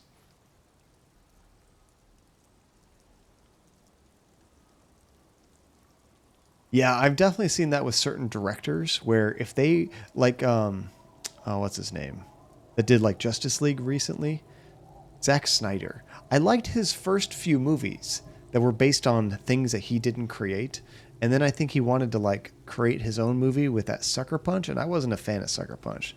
I much preferred The Watchmen and Dawn of the Dead that he did before that. Sucker Punch I just didn't think was as good. But I think certain people are not so good at writing, but they could be a great director. Just give them good writing and they'll nail it. Yeah, I mean, I think it's still worth watching Relentless, especially going in knowing that the ending is rushed, because then you're not going to be as disappointed. But honestly, the first 5-6 seasons I thought were fantastic. And then you can feel it's going really quick. So there's got to be something here. Tell me. Over there, you can find more of the same. Shacks and trees growing wild. That's the pox. Not much of anything. Friendly neighborhood viewer, how's it going? Seeing big PPS on the screen. No, thank you, Watchmen. Oh, PPs. The what's his name? Dr. Manhattan. That's right. It was a cool character. I mean, not because of that, but it was just a really interesting idea of a superhero that's like so powerful, he feels very disconnected from humankind. Between here and Jamrock, a dusty sea of old trees, all covered in industrial soot. Small houses under them, an overgrown park. And the pox, who's that? An old military what's that? hospital and its surroundings. Or it used to be, during the time of the suzerain. After the war, it was turned into a goodwill hospital for shell-shock veterans and folks looking for some quiet in the old sanatorium gardens.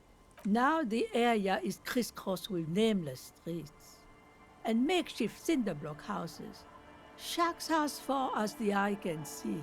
And what happened to the hospital? The goodwill ran out. The staff left and the place was shut down. It's long gone by now. Oh, Phantasma, thank you for the lurk. I really appreciate that. Thank you for hanging out as long as you could. We're not quite at 2100 hours where I have to remember to do that, and I appreciate your reminder. Either way, thank you for hanging out, Phantasma. Have a fantastic night. Get some good rest. So who else lives in this village? There we go. There it is again. Thank you. John, remember. Come on. Well, there's Lillian and her kids. A few new folks live in the house to the east, but they are away right now. Tajay. How's it going, Tajay? How was this is your first late shift at work, is that right? I remember you posted in Discord. How did it go? How are you doing? Are you exhausted? Are you about ready to pass out? And then there's the drunks. Not a pretty sight, but there's little we can do about it. Home is home, even for them. We're trying not to be one of those drunks. We're trying to be good. I met Lillian already. Lillian is tough. Tougher than the men here, at least. If it wasn't for her and the kids, this place wouldn't have a spark of life left. Oh, that's so sad. Oh my goodness. Is he going to go watch a movie as well? I'll see you later, Waffle Master. Thank you for dropping in and saying hi. Always a pleasure. I haven't seen any drunks yet, though. It is snowing outside. Sooner or later, you'll see for yourself. Don't have to look long to find these guys. Is there any way to make some money around here? We do need money. Here, for you, no officer. The only money we have here is some coins the drunks tried hiding from their women and then forgot about. Okay, there's something else I want to talk about. She nods, rinsing another piece of cloth. What's further down the coast? Not much. There's the abandoned church, the DeLorean Church of Humanity. It's been there since before my time, even. Why is it abandoned? Some things just don't fly, officer. Look around. Who'd go to church here? They built it 300 years ago. Must have been nicer then. Touche. Touche. It was the first training shift for closing management. Overall, easy on the management side of things. That's good to hear. The rush shift itself was tiring, but the management stuff was a breeze. That's awesome, Tajay. Got to go back again tomorrow night and actually run the shift. And hopefully that will be the end of my training so you can get to find out what's happening or going to happen to me. So you don't really know what your final schedule is going to be. Is that right, Tajay? They're just training you when they can, but they could give you any shift. Maybe mixed shifts. Who knows? So, they don't hold services there anymore? The Ecclesiastes? No, we've tried, but things just keep happening. Crime, accidents, other things. The place never stays open. It's a pity. It used to be such a nice church. Oh, that's kind of a bummer. I was thinking like the place that you kind of worked and, rose up the ranks, that you would be staying there. But yeah, it makes sense. Maybe they don't have an opening there, so they could send you somewhere else.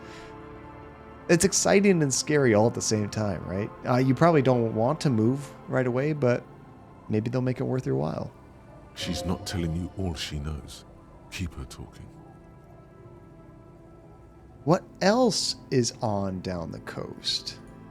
Before you get to the church, there's some ruins, an apartment complex, or some kind of electrical plant.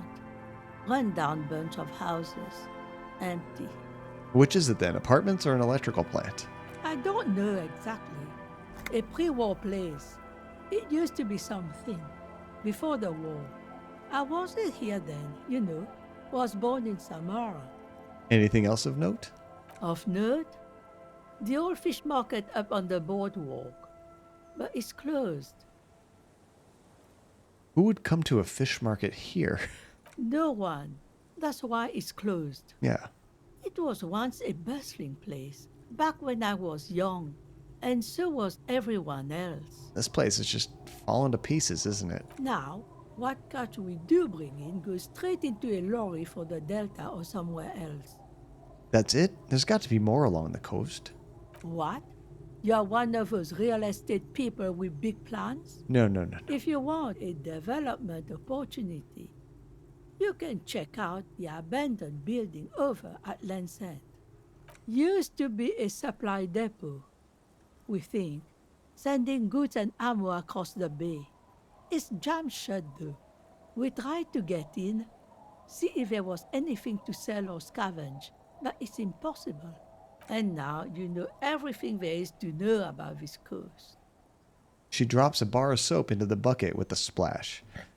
Tell me about yourself. Who exactly are you here? Me? No one. Just an old washerwoman. Mother called me Isabel, if that's what you're asking. And my married name is Sadie. Now it's your turn, Mr. I like this. Lieutenant Double Yafreter Harrier de Boy. Quite a handle you got there. Right? So many titles. One of them, double. Double? She's got a couple of ranks herself. Honored chief and so on. Let's see, they normally don't like to leave people at their home stores when they first step into management. And that being said, your current GM is arguing to keep you. Another GM is also arguing to get me at her store. And you think the AGM was planning to try to send you to a different store altogether.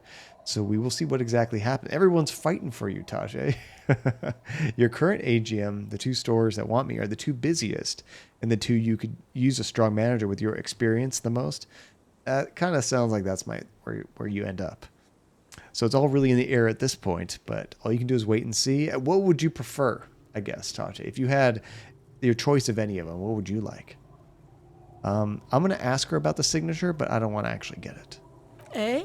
What's this about? Come now, I can't read all this scribble. Tell me what it says. Everett wants to turn part of the village into a little youth center. Huh. I might be half blind, but it looks like part of the village is gonna be a street. The best part. The part we need to get out of our houses. Mm-hmm. You shouldn't do this. Have you asked Lillian about this? I won't even consider signing till I know she's on board. Yeah, I don't really want to get their signatures. I think I want to forge this.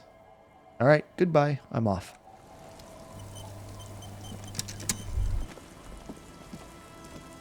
So this is the shack we can stay in. The street sign is illegible before the graffito.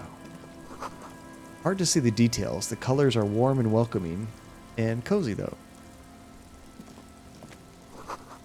A flower trowel where nothing really grows.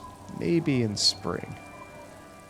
Okay, so this is inside the shack I can sleep in anytime I want. I don't have to try to spend 20 bucks to stay in the other place, which is nice. Hey, there's a bird up here. We can take it. It's taxidermy. It feels safe and warm in here. Not like outside. Oh, there's a little kid here. Maybe this isn't the shack we stay in. Hello, mister. A young girl, barely 4 or 5 years old, sits on the sofa. She is looking at you with a frank curiosity. She clutches a small stuffed animal. Occasionally, she twirls it around. That's right. We were looking for armored gloves, and a girl was across the river. I heard there was a girl here who has armored gloves. Is that you? Oh, I had gloves. Very big ones. Heavy, too. Where did you get these gloves? Found them when Lemmy and I were playing hide and seek. In an empty house. Where no one lives. I think someone hid them there. Yeah, I'm pretty sure they did. So you'd be happy with either of the other 2 GMs currently fighting over you?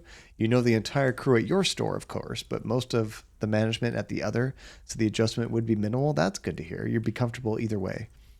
But then again, if he sends me to the other store, I've been told I was talked about it's a store that's slow. Oh no, it'd have to be pretty easy there compared to the other 2. But it would mean all new people, which would be initially difficult. Would you prefer like a fast working environment or a more slow, steady, mellow work environment? She doesn't want you to think she stole them.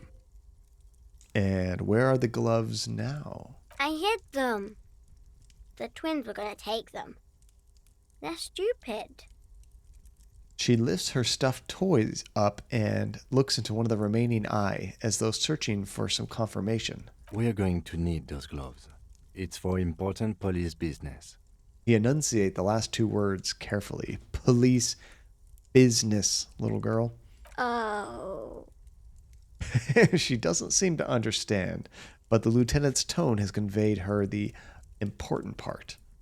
They're in my sandcastle. Behind our house. Understand? You can break the castle. It's not very good. Aw, are you Lillian's daughter? Yes, I am. Little Lily. You know my mom? Yeah, we met earlier. That's nice. My mom is great. She's never angry or anything. So what's this? We show her the stuffed bird we took from the ceiling. It's a grouse. She yelps, smiling broadly. You might be able to get on Gart's good side if you replace the broken skewer you almost certainly broke. That's right. I forgot all about that. But what is it for? I don't know. Can I have it? I know someone who really likes stuffed birds. Sure. I mean, you already took it. I don't like it anyway. It looks angry. Perfect. I forgot all about Gart's bird. Well, there we go. We got a replacement. And personally, you prefer it busier usually as the time moves faster, but a slow store for your first posting would mean less overall stress and more time to get comfortable with the position. So there's upsides and downsides. It's kind of funny, Taji. It's like you want to start at the slow place, and then when you're comfortable, move into the busy place, right? Yeah, let's ask her, what's that thing you're holding? And we point at the toy. It's Lammy. He's my friend. Sort of. Like... She holds the fuzzy beast up to demonstrate. Lambie is a stuffed lamb that, admittedly, has seen better days. One of the eye buttons is missing, and the fur is tattered in several parts.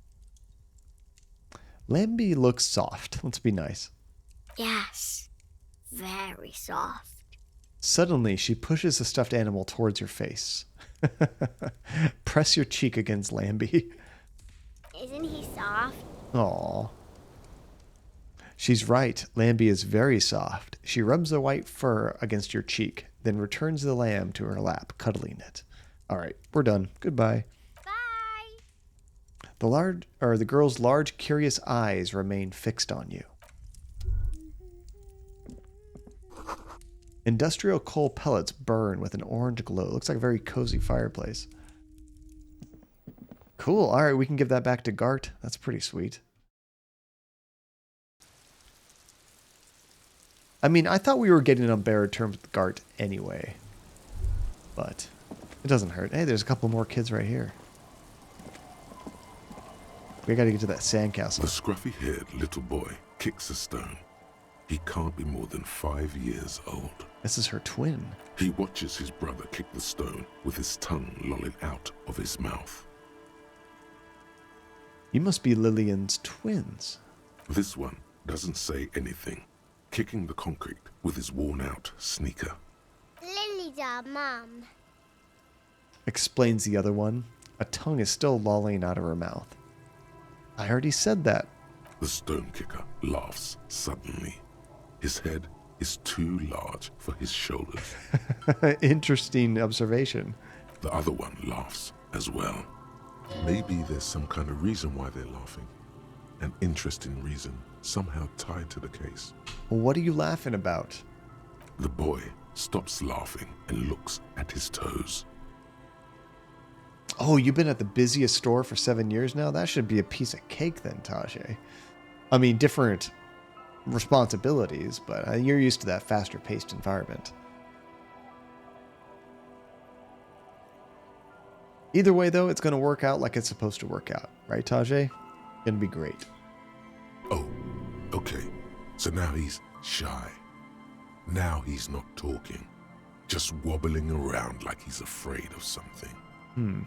Is little Lily your sister? We point to the house. Yes. Okay.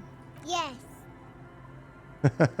You guys look identical. I love that. The stone-kicking one becomes frantic all of a sudden, as if that's something to be scared of. Uh-oh. The obvious fact that you just stated. Did we just offend them? He looks just like me. Yeah, I said that. The boy doesn't answer. His brother throws another rock. Both of their hair is covered in some kind of dirt. That could never happen, Tajay. Can't think that way. It's going to be great. It's going to be great. It's always a possibility, but don't worry about that. You're bad with kids.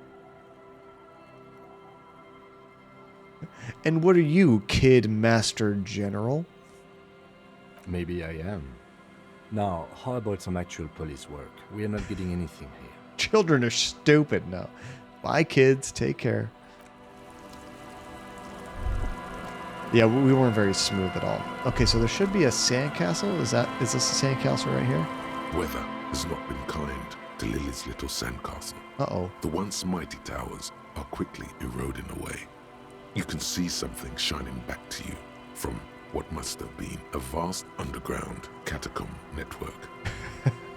Probably not. Broken. The little castle? The reigning lord must have come upon some really tough times to let it sleep in such decrepitude. Reach in the catacombs and pull out the shiny object. The walls and floors give way to the giant's greed, collapse and present you with a pair of ceramic gauntlets. All right, we finally got a piece of the armor. Congratulations. That's the gauntlets down then. We're doing good on the armor collection front. Okay, so we can probably interact with the armor. Where is it? Under clothes? Well, we can actually wear this armor. It gives you +2 interfacing. Which, what do we have right now? Ours is only +1 interfacing. Should we be wearing item that is like part of the case? I don't know. It lets you do it. Why not? Why not? I was thinking we could like interact with it or something. As you fold your fingers into a fist, you realize you could knock anyone out with one punch. The white ceramic gloves wrap around your digits comfortably. I like that. I will be responsible with this. This is to protect me from harm, not to show off. The hardened vitreous enamel, at once sleek and voluptuous, adds a glow to your cheeks and a spring to your step. Just imagine what a full suit of this stuff could do for you. 1 down, 2 pieces to go. Here I come. 2? Are you sure you're correct there? There was a helmet too. 3 pieces more like. Ah. You were ambitious. Okay, there might be a little bit more in town to check out before we start going towards that creepy church the old lady was talking about. Yeah, there's like a building over here. A bunch of guys over here to talk to, too. Oh, got a glass. We need that to sell. Let's talk to these folks. You stop mid-step and put your hand on a garish necktie. What's our necktie trying to tell us? That bottle, Bratan! Just look at that bottle! Where? Bottle what? The one I just picked up? In this drunk's hand, on the pipe there. Glowing blue, a mysterious, otherworldly blue, filled to the brim with holy mysteries. These were the drunks she was telling us about earlier. It's hard to know what exactly your vivid interior is speaking of here, but I'm guessing it's got a lot of alcohol in it. I really don't care about any bottle. I don't want to look at it. You should care! I'm getting a very special vibe from that bottle. Please go talk to him. I need to look at it closer. I love this voice.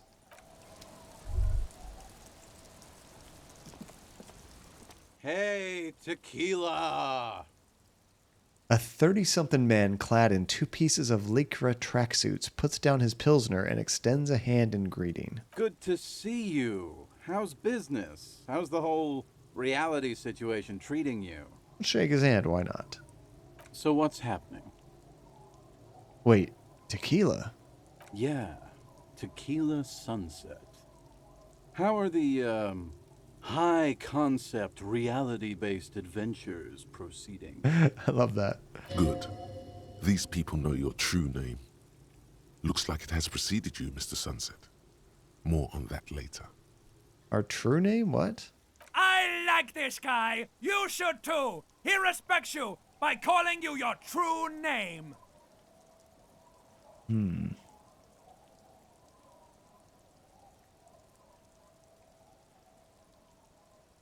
Let's say, don't know. People tell me I'm a cop. I'm getting used to that. It's good to hear that you're on top of things. Talking about used to, did you know that I used to be a real mover and shaker? He thoughtfully picks at his shit-stained lycra jacket. Ew. Sadly, things aren't going that well in Idiot Doom Spiral Land. Haven't found those keys yet, haven't won that great piece of ass back. No word from my business buddies. He takes a sip from his beer. This guy's your buddy. You feel it immediately. You belong to an organization, a fraternity of drunks. So what do you guys do around here? We are saving the world. Oh, thank you so much, Nate. I really appreciate it. You get some good sleep, too. I'll be joining you in about an hour or so, but always great to see you. Get some good rest. You take care, too, man. Please don't go. Don't go. What's this guy's problem? Don't call Abigail? Okay, we're drinking. We're drinking alcohol. That's what we're doing. I tried to save the world once, a long time ago, with enterprise, creativity, and willpower. But that didn't work out. So now, it's a pirate's life for me. Hey, where's Spider Monkey? He would like that. So what is a tequila sunset? You keep saying it. It's a drink. It's you. Your Tequila Sunset. How do you know this? We've met before. Don't you remember? No. Aha. Do you want to know how Tequila Sunset came to be? Do we drink so much around these guys we have a nickname? Tequila Sunset. Something ominous there.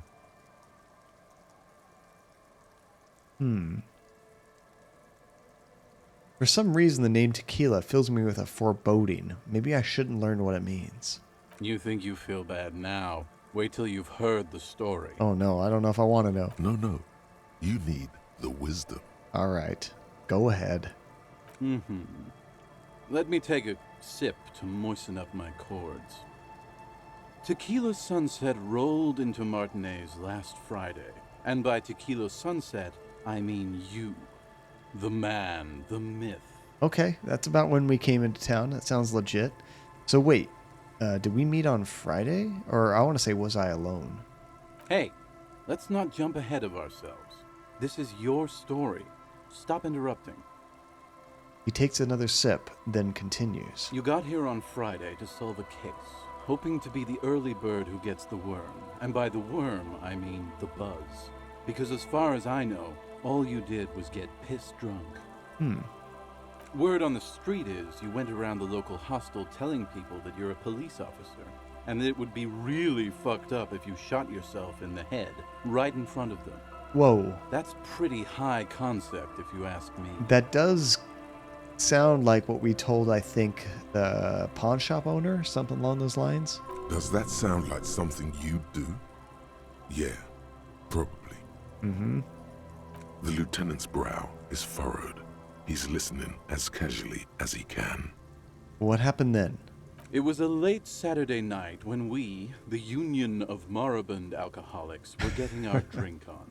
Interesting Nothing union. remarkable about this. We get our drink on 24/7. Makes everything warm and glowy. I trust you know the feelings. I think we do. Oh, yes, you do, Bratushka.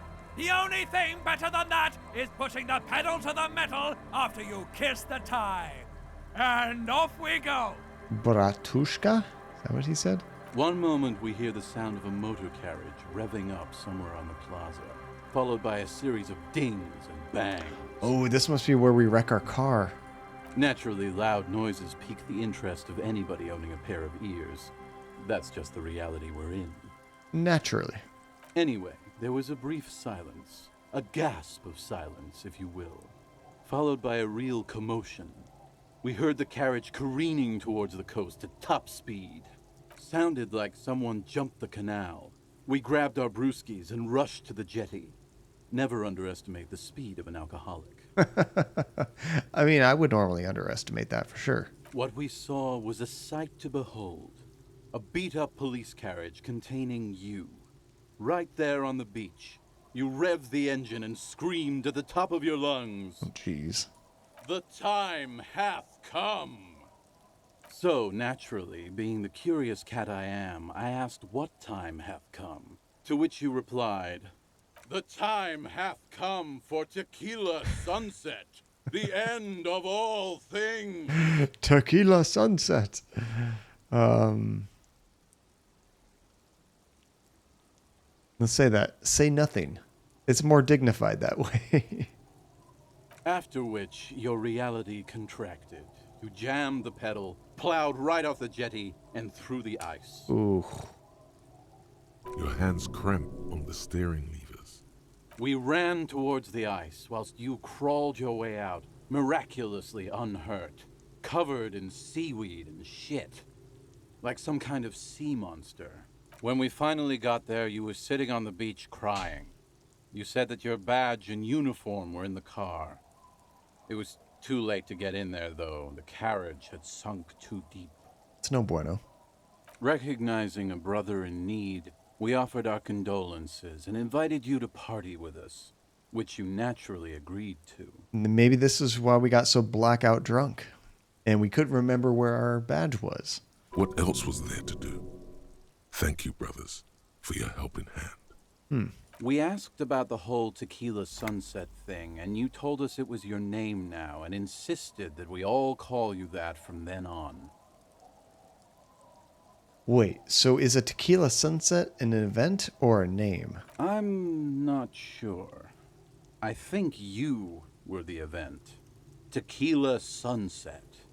You know, as opposed to a tequila sunrise, which is long gone. We'll just say that. Tequila sunset, huh?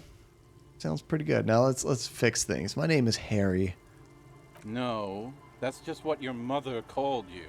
Your real name is Tequila Sunset. Just embrace it, brother. I don't think so, idiot Doom Spiral, or whatever your name is. How long do we party for? Hours. It was an all-night drink-a-thon. Then, at some point, I think it was Sunday morning, you got belligerent and wanted to talk about Revacholian women. This is not good. How they're beautiful and also whores and so on. how one of them fucked you real bad. After a short while, you crossed the event horizon, looked sullen, got up, and left without saying anything. Wow, that's quite a story. Yeah, Kim, you didn't need to hear that. Yeah, I bet Tequila's a fucking legend around the precinct. You must be proud to work with him. If you only knew. Did I tell you anything specific about the person that effed me? You were pretty vague about it, Darn but it. you kept saying you got fucked real hard, and that we've all been fucked too. It's too vague. Please, don't open that door. We're getting wrecked. No one's fucked me. I do the fucking around here. Okay, Rosemary. Abigail! Poor guy. It seemed pretty painful, to be honest with you. If I had to guess, I'd say you're still working through some shit. Did I mention losing anything else? Like our gun? Beside your gun and your badge, There we go. you said something about your hope or heart or something. To be honest, the details are a little hazy. In retrospect, I guess you lost your motor carriage too? Yeah. That's a big one. That's expensive. What did he say? 40,000 of their currency? Did I say anything about my colleagues? You told us that they were a bunch of fucking losers whose main interest was cramping your style. I could see us saying that. It's more like you were cramping theirs. No specifics, though. It was more about you that night. You were the star of the show. Did we say anything about the case? Yeah, you said it was no biggie and that you'd solve it in no time. And that you didn't need anyone to do it. You're doing it solo now. Yeah, good luck with that. A lot of cops go solo and hermit once they reach that level of alcoholism. Well, I'm glad we have you, Kim, because you're awesome. It's not meant as a joke. He's sorry for the hermit cop. Did we talk about politics? Yeah, you kept talking about how the coal mine owners were fucking us all over, just like that woman fucked you. I didn't agree with you, by the way.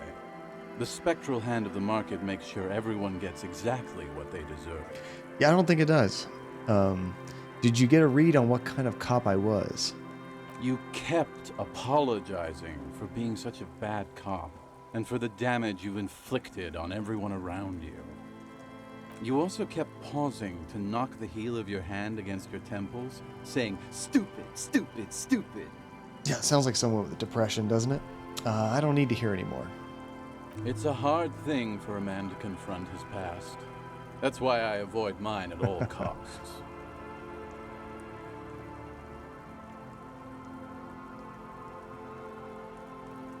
Let's say you seem very characterized by your storytelling ability. You want to tell me another one sometime? Whoop-de-doo. So now I'm a fucking storyteller. Right. Why not? Better than a beach bum. All right. Yes. I want you to tell me how you became the idiot doom spiral. Tell me about yourself. It depends, really. Are you willing to help me out? Crap, is this a quest? The gleam in his eyes and the slouch in his posture is so incredibly familiar. What do you need? Booze. Did you already forget our party? The thing I relayed to you earlier. True. So, have you got anything for good old idiot doom spiral? A bottle for a story. Seems fair to me. Well, we do have some Commodore Red. That's right, we picked up some wine earlier. Give it to him, why not? Classy. He snatches the bottle and pushes a cork in through the bottleneck. Hey, Spiral Boy, you gonna share that? One of the other bums interject. Don't call Abigail! Shut up, guys. I'm telling a story here. Something happened to you. Something happened to me, too. My actual name is George, but around here, you already know. I was once a reasonably high net worth individual, a founder/junior partner at a high concept creative services agency. Wow. When my story begins, I had just landed a major contract with an insurance firm. Go on. I used the profits from my agency to finance what I called a cultural incubator. Abstract value generation, value per person, high concept stuff. I developed the paradigm, worked within the paradigm, but the burden of leadership weighed heavily on me. So I went jogging every so often to keep myself sane. Did the jogging help? It did. With my trusty Sansarique tracksuit, I felt like I could conquer the world. The same thing you're wearing right now.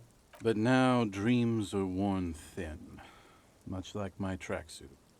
He says thoughtfully, brushing the dust off of his shit-stained pants. What happened? One day I left on my evening run. As you may know, it's impossible to clear your head when you're distracted by the sound of keys jangling in your pockets. He shakes the bottle and makes a ringing sound. So I removed the key ring and put the keys for the front gate and the apartment into different pockets to stop the jangling, you see. At least, that was the plan. I was halfway done with my usual lap when it started to rain. The reality situation became very wet, very quickly.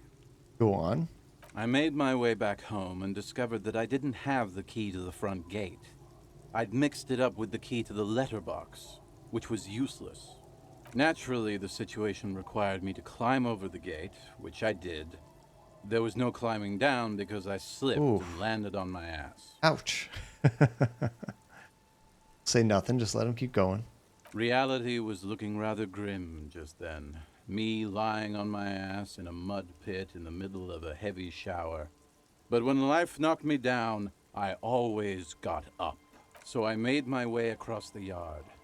Standing in front of my apartment door, fumbling with my pockets, I realized that I'd also forgotten my apartment key. That sucks. What happened next? I rang my neighbor's buzzers. It was late, and most of them didn't even answer. Those who did assumed I was trying to sell them something and hung up before I could even explain the situation. People are naturally wary of ad men, you see. We all hate advertising. One moment someone chats you up, 5 minutes later you've bought a box of edible lingerie and a strap-on. Whoa. I don't begrudge them, especially since I was known to be one of the best. He pauses meaningfully. Heavy is the head that wears the crown. Just then, I experienced a moment of clarity. I still had the key to my office. I could wait out the storm there.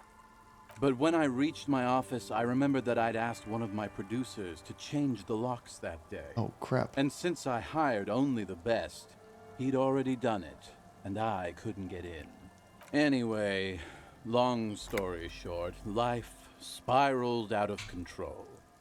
I haven't gotten into my apartment for years, and my girlfriend left me because she didn't want to date a homeless man. The company, well, you see where I'm going with this. Dang. So, now you've heard my tragic tale. What do you think? Like nothing you've ever heard, huh?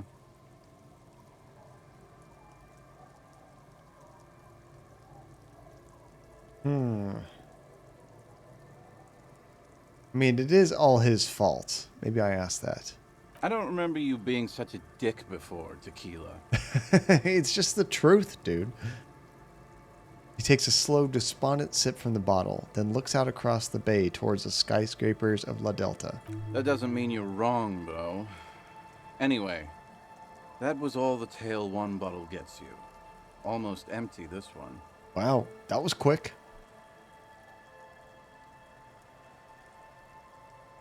Let's mention signing these documents, but I don't really want to do it. What's it about? I'll let my hand address the situation. His hand. Maybe you've heard. I used to be a very successful businessman. I've signed more than a few lease forms or whatever the fuck they were. Anyone's got a pen? The pro's gonna do it. No, unfortunately. I got a freebie when I purchased a whole carton of cigarettes. Smoke cigarettes, get a free pen. Deals don't come any sweeter. What if you don't need cigarettes? Thanks, Rosie. Oh crap, I just want to ask him about it and then let him know it's garbage. I don't know if I have that option. He grabs the pen and paper from your hands and very carefully scribbles on the dotted line, Idiot Doom Spiral. I need at least 2 signatures on that document. Hey, Abs. Hey, Abs. Don't you? You call Abigail? I need you to sign this document right here. It's important. Don't do it. I was just checking it out. Don't call her. Oh no, they actually both did sign it. Don't call Abigail. Great job, Abs. Nailed it. Okay, you've done a great service to the village, the RCM, and to Revachol. Hey, guys. We're heroes. He waves his hand erratically to the other guys. About fucking time, man. I've done my duty.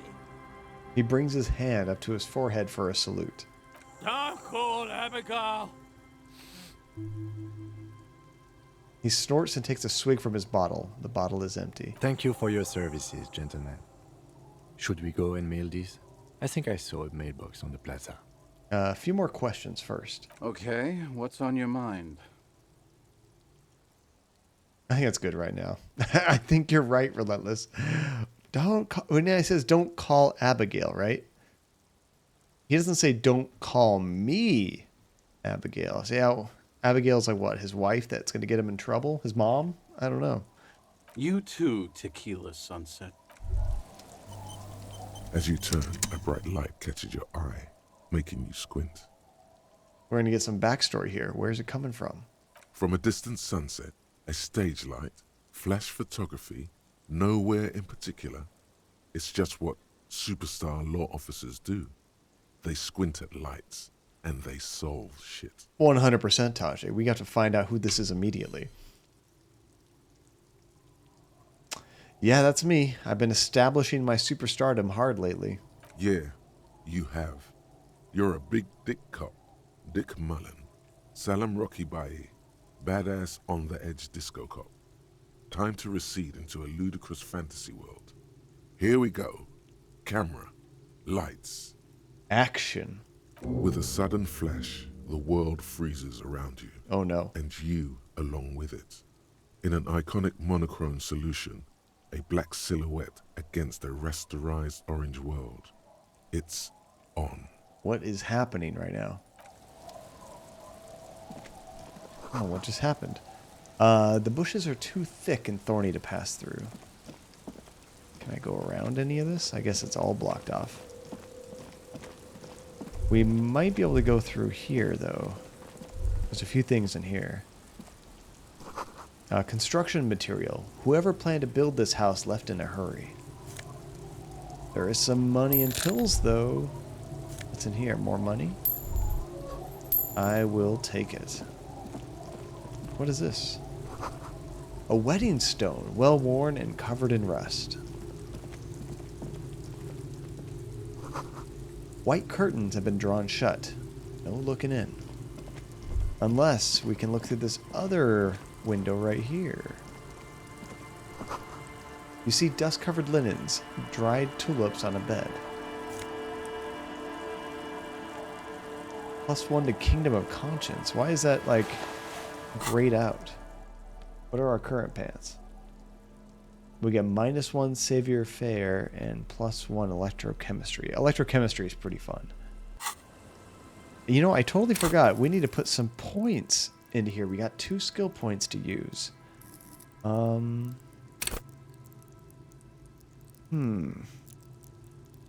I think I'm going to put 1 point into interfacing, which is like picking locks, that kind of thing. And... what do you guys think? I think we should do one that we have really low. Oh, this is good. This is a visual calculus. This is reconstructing crime scenes. This is useful. Let's go ahead and put one in there. Honestly, all these skills seem pretty useful. It's very difficult to pick. I just try not to overthink it. Cinder blocks, charred. A makeshift fire pit with magazines for lighting. The worn and beaten wooden planks of the bench do not look overly comforting. It's funny, every time I have to barbecue during the weekend, I always take the junk mail from that week And that's what I use to help start my fire. It's perfect. They give it to me every single Tuesday. We can sit on benches after we've solved the murder. Let's go. So this is another place we could burn time if we wanted to, speed it up. But we can only do so if Kim is not around, which isn't very often. Through the broken glass, dusty shelves, and a forgotten chair. No, we haven't been on this side, have we? More stuff to sell. Unfortunately, we can't really see a map of the area. It's a little more general map.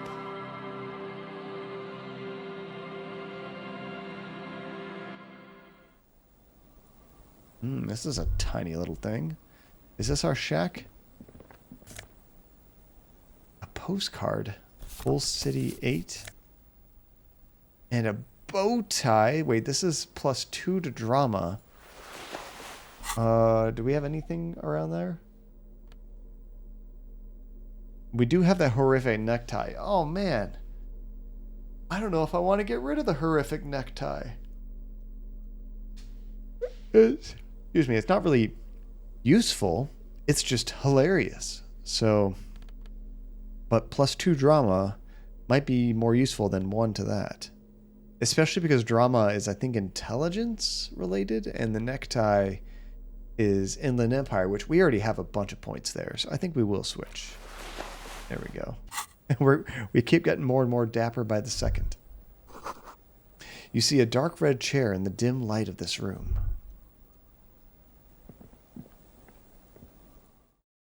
Okay, I think we're probably getting pretty close to finishing with this section in the town. Then we can go check out that church.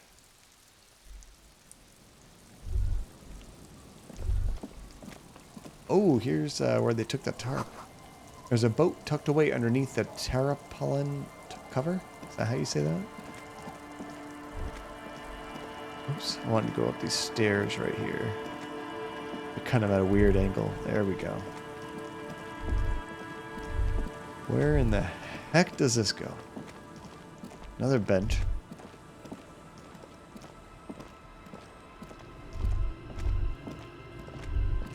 Really? Oh, wait. This just wrapped around, didn't it?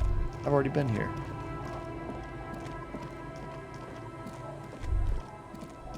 Oh, I missed this coin, though. That's 64 cents. I will take it. That's a lot of money for me. I still don't have up to 20 bucks. Not that we need it now to sleep, but we did before, and it's just nice to have that backup money.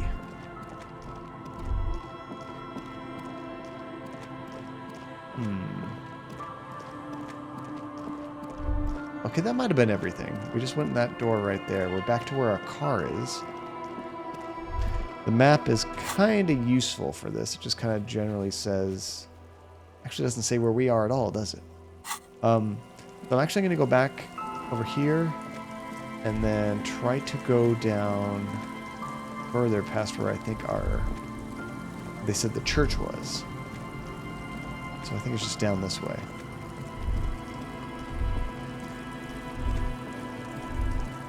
There goes the Stand Castle we are completely skipping. Oh, there's something in the water right here. Rust-eaten letters say Mazout.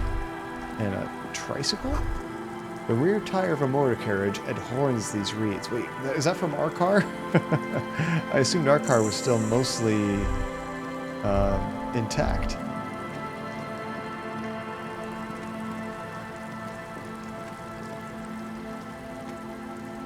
Oops, come on.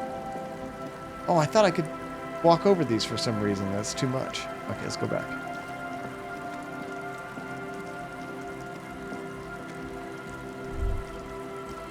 Nope, can't go across there either. What the heck, game? Can I get up there to the top level?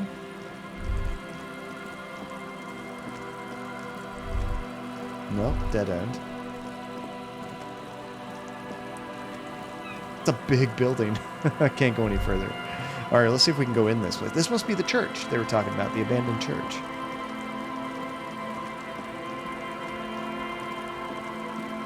It's really the only structure we see. Well, they also said there was like a apartment or a power plant. You feel the shadow of a very large building fall on you. That's not good. Dusty pews in the shadows. Many seem to be missing. Okay, I think it is a church. An altar shrouded in dark, or something like that. Too dark to tell.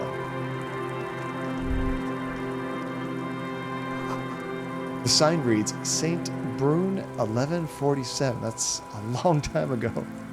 All right, let's check out this potentially haunted church. More than twice your height stands shut in front of you. The rectangular sea-worn ornamentation appears in stark contrast to the padlock, carelessly drilled into the wood. Inspect the carpentry. The carving on the door is block-like and angular, like the church itself. 2 large beams shoot downwards, sinking into the wood before they reach the threshold. Run your hand over a beam. The surface is smooth from the wind, but moist to the touch. Take a closer look at the padlock. This cheap-looking padlock is sturdily built. It shackles together a hasp and a staple screwed into the wooden door. The lock is adorned with a yellow sticker. It'll be easier to break the staple than the lock. Also, that sticker is interesting, somehow. What's interesting about the sticker? You see a yellow circle with 2 X's and a big curve below them that looks like a mouth. You're pretty sure you haven't seen it before, but what the symbol depicts is clear enough. A smiling dead guy. The curve makes it smile, and the X's make it dead. Interesting sticker. Let's ask him. Have you seen this symbol before? He takes off his glasses and uses a blue handkerchief to thoroughly wipe them clean before inspecting the sticker. Then he looks up, pauses, and replies. Probably not. No. All of that build up to a no. What does it look like to you, Kim? Looks like a dead man smiling. Suggests junior delinquency. Let's ask, what is junior delinquency? Kind of like what you're saying, Relentless. We're a baby. We don't know anything. We have to keep asking all these questions. For Revachol ZOC, the moral intern defined junior delinquents as minors between the ages of 10 and 16 who have committed an act in violation of the law. Ruh-roh. Janie, what's up, Janie? You've been mostly lurking, but you want to hear what happened to me from yesterday? Heck yes, what happened?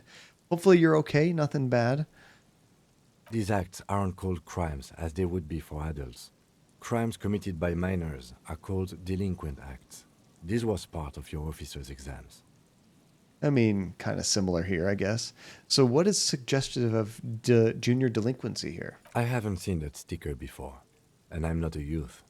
Let's see, when you were at Costco, you'd just gotten your pizza and you were headed back to your car. This older guy stopped me and was like, pardon me, what's your name? Weird. I didn't want to give him my actual name, so I said Janie. He said, you look very nice. Are you married? Keep in mind you were in the PJ top, flowery scarf, sweats and flip-flops. I said, no, sorry, I'm a lesbian. He says, oh, sorry, you just look very nice. I said, thanks, and went to my car. Yeah, that's tons of red flags, Janie. Tons of red flags. Good. Get to your car. Get to other people you know. You know, you want to be caught somewhere alone with some creep.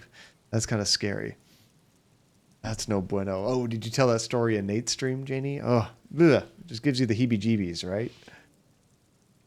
Oh, we can peel off the sticker without ripping it. I don't even think I need to ask for a lifeline. We got a 92% chance of doing this. Let's do it. Glad to hear you're safe, by the way, Janie. Yeah, get the heck away from that dude. There's nothing like the sound of a sticker unpeeling. Now it's stuck to your thumb. That was close. I only rolled a 4. We almost failed that, even though I had a really good chance.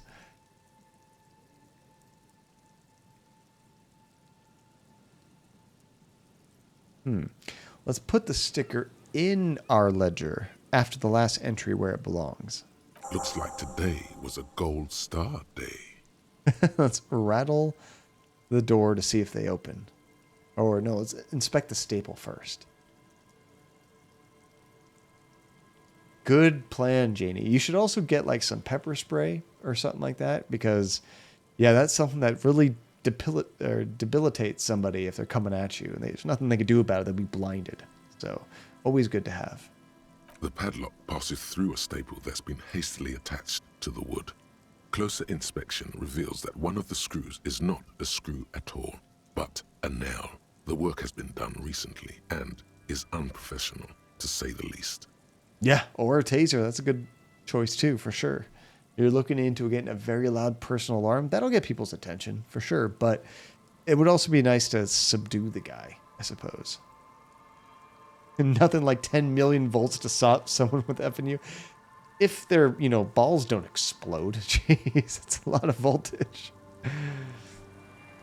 Oh, you're going to mod some Fallout 4? You just installed one that lets you romance Nick. Oh, I didn't know you couldn't do that, Janie. I assumed all the main side characters had that option. I didn't try, but that's a bummer you couldn't. Sweet that now you can. Should you want to get through, it might be easier to just pry the whole thing off. Maybe we ask our lieutenant. This is where Mr. Prybar comes in handy. Maybe we should circle the building first and look for another way. The building has seen enough mistreatment. Sure, we don't need to destroy it. There is a touch of guilt in his voice. Where do you think we should start? Can you hear the pulsing bass underneath the wind? A sure sign of junior delinquency, somewhere east of here. Oh yeah, we don't want to do the padlock anyway. Okay, let's leave here. So somebody might have the key to this place. They can get in and out anytime they want. So I think we're trying to find them. Maybe some kids that kind of, graffiti the place up. Oh, this must be the power plant that she was talking about. A dead phone, a smashed receiver, like someone hung up too hard. It's weird, Janie. I don't agree with it necessarily, but in Cyberpunk, there's a female character, that only goes for other female characters. But somebody made a mod where you can basically change her interests so you can romance her even if you're a guy, kind of thing. It's like, really? You couldn't just leave that alone? But I'm not surprised either. Yeah. Either way, Tajay. Either way, right? A metal payphone under a yellow plastic dome. You could use it to call someone, unless you're out of change. It was just funny, Janie, because in my playthrough, like if I had tried to romance her, she comes back at me because it gives you the option. It totally gives you the option. But if you weren't paying attention to clues of the character and who this person was, then she kind of comes back at you like, no, dude, like not interested kind of thing. It kind of like ruins the moment. It's pretty funny. So you don't want to do that. It makes it a much more believable character, I think. Let's pick up the handset. See if we get any dial tone. You hear the tone. The machine is inoperable. Okay, it's only 10 cents. Let's go ahead and try dialing a random number.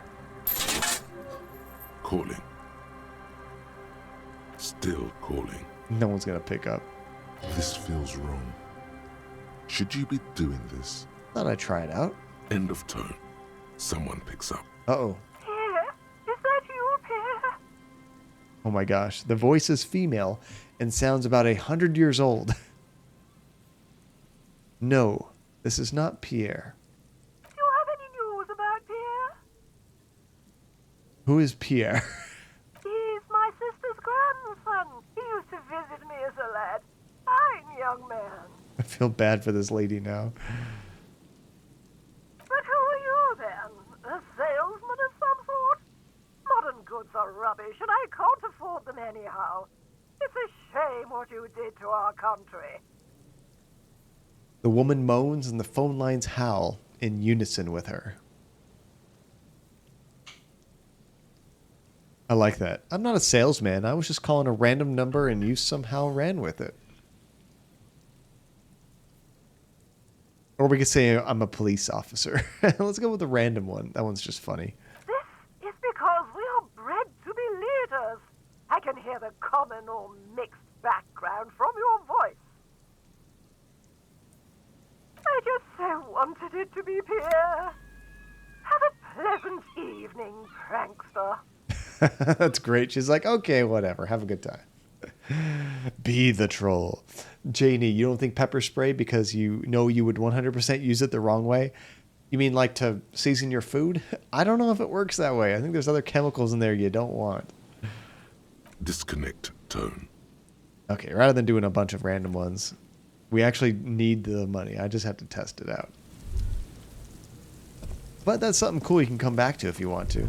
Try every number that they program in there.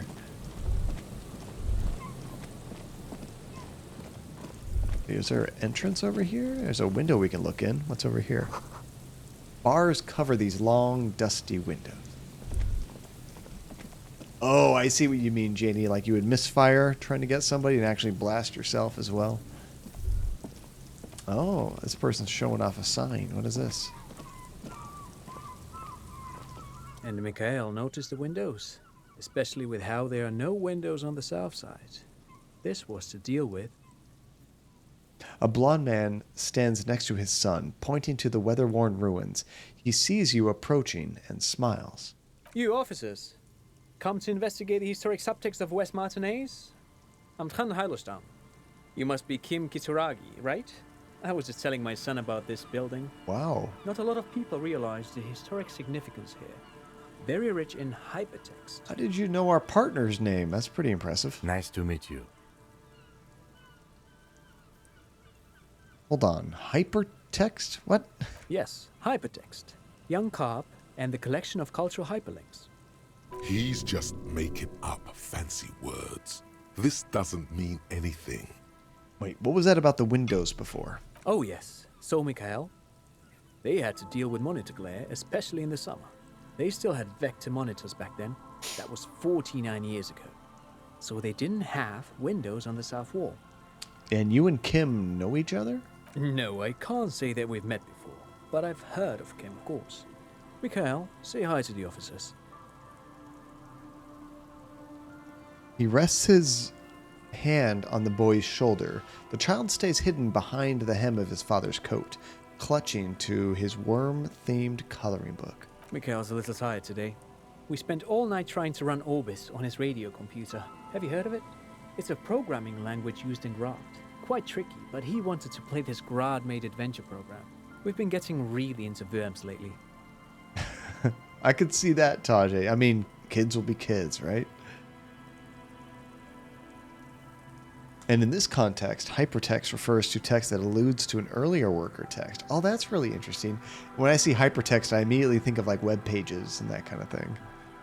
The man speaks in the artificial cadence of a professor, or someone who's been on too many radio shows. But I assume you're not here for giant worms when there are so many real things to see. Just as I was telling Mikhail before, this is where the Coalition landed in '08. We could be standing on what is the most interesting landmark in Revachol West. He points to the building again. Most interesting, really? It's also a tomb used in semiotics. Parodies are a form of hypertext. Oh, that's pretty cool. Hey, the more you know. Thank you. And you do feel very safe with your box cutter, and it's got a nice handle, and you 100% did not steal it from your old job. I'm sure you didn't, Janie. Perish the thought. You know, I've got this box cutter that has like a bunch of blades installed inside of it. It's really nice, where like I use it a whole bunch, and then when I get to a point that the blade's too dull to cut through boxes, I press like a release button. I pull out the blade, and then I can pull the switch back, push it back, and it brings out a new one automatically. I think it holds like 10 blades or something. It's really handy. This man is your half-brother. You feel it. But why? Half-brother? You look like someone who has money. Do you have any money? Let's see, what's so fascinating about an empty old building?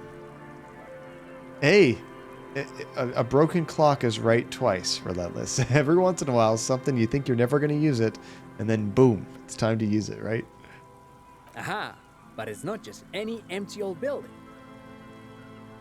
He raises his hand to his eyes, springtime sun warming his handsome face.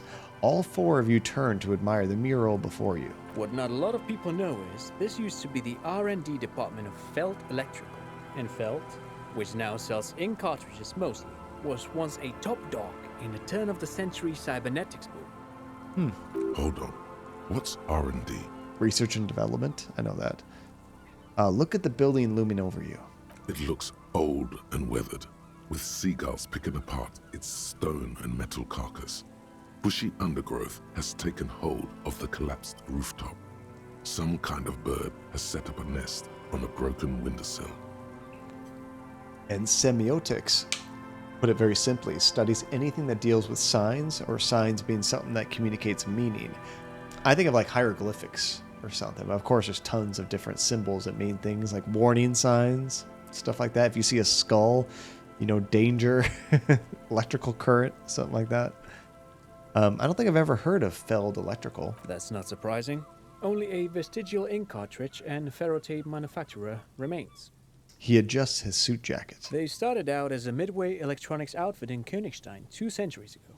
After an aggressive move to Revachol, Feld became a global player in the emerging personal electronics market of the pre-revolutionary era. And that's all semiotics? Oh, that's really cool. Yeah, the more you know. Still, Tricentennial was beating them in business machines. But Feld had an ace up their sleeve. Or should I say, they were developing an ace up their sleeve? I'm mixing my metaphors here. So, I don't think we need to keep going down this line. That's very interesting. Let's get back to this later. It was here in Martinez, possibly in this very building, that they developed prototypes for... He stops mid-sentence, realizing that you're not listening. Great, thank you for all the interesting information. No, thanks to you for having me and little Mikael here to pick your brain. A very interesting conversation indeed. He didn't pick my brain at all. I didn't even speak to the kid.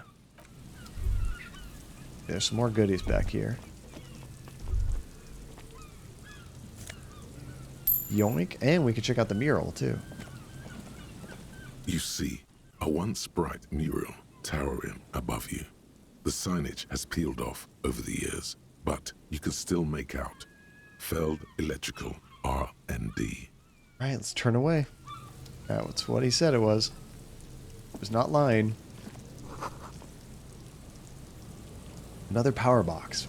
It charges nothing now. It's empty. The fence blocks the path. No way on from here. Sweet, we got another Nosafed and $5. Nice, we just got like $6 in that corner total. Okay, let's see.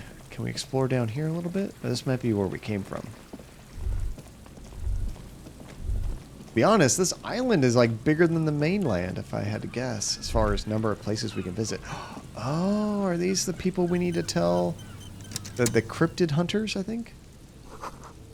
Tiny cages, carefully constructed. I think it is them. Hey, your wife's worried about you, dude. Go back. Here we go. Nice and easy. No way out, little guys. Not out of this jam. I love the Australian kind of accent he has. There's a cylinder on the ground in which the man is arranging some netting. It looks like some kind of trap. He notices you. Uh-oh. Who's there? Oh, the police. Hello, officers. He sounds super excited to see us. Is that the police? Why are the police here? Yep, Gary the crypto-fascist, not cryptozoologist. Don't worry, Gary. I'll handle it. You must be Morel, the cryptozoologist. To what do I owe the pleasure? Lena sent me. She's been really worried about you and is waiting for you to get back. Of course. Thank you for passing along the message. Nice. That damn water lock is broken, and we can't go all the way around the 881.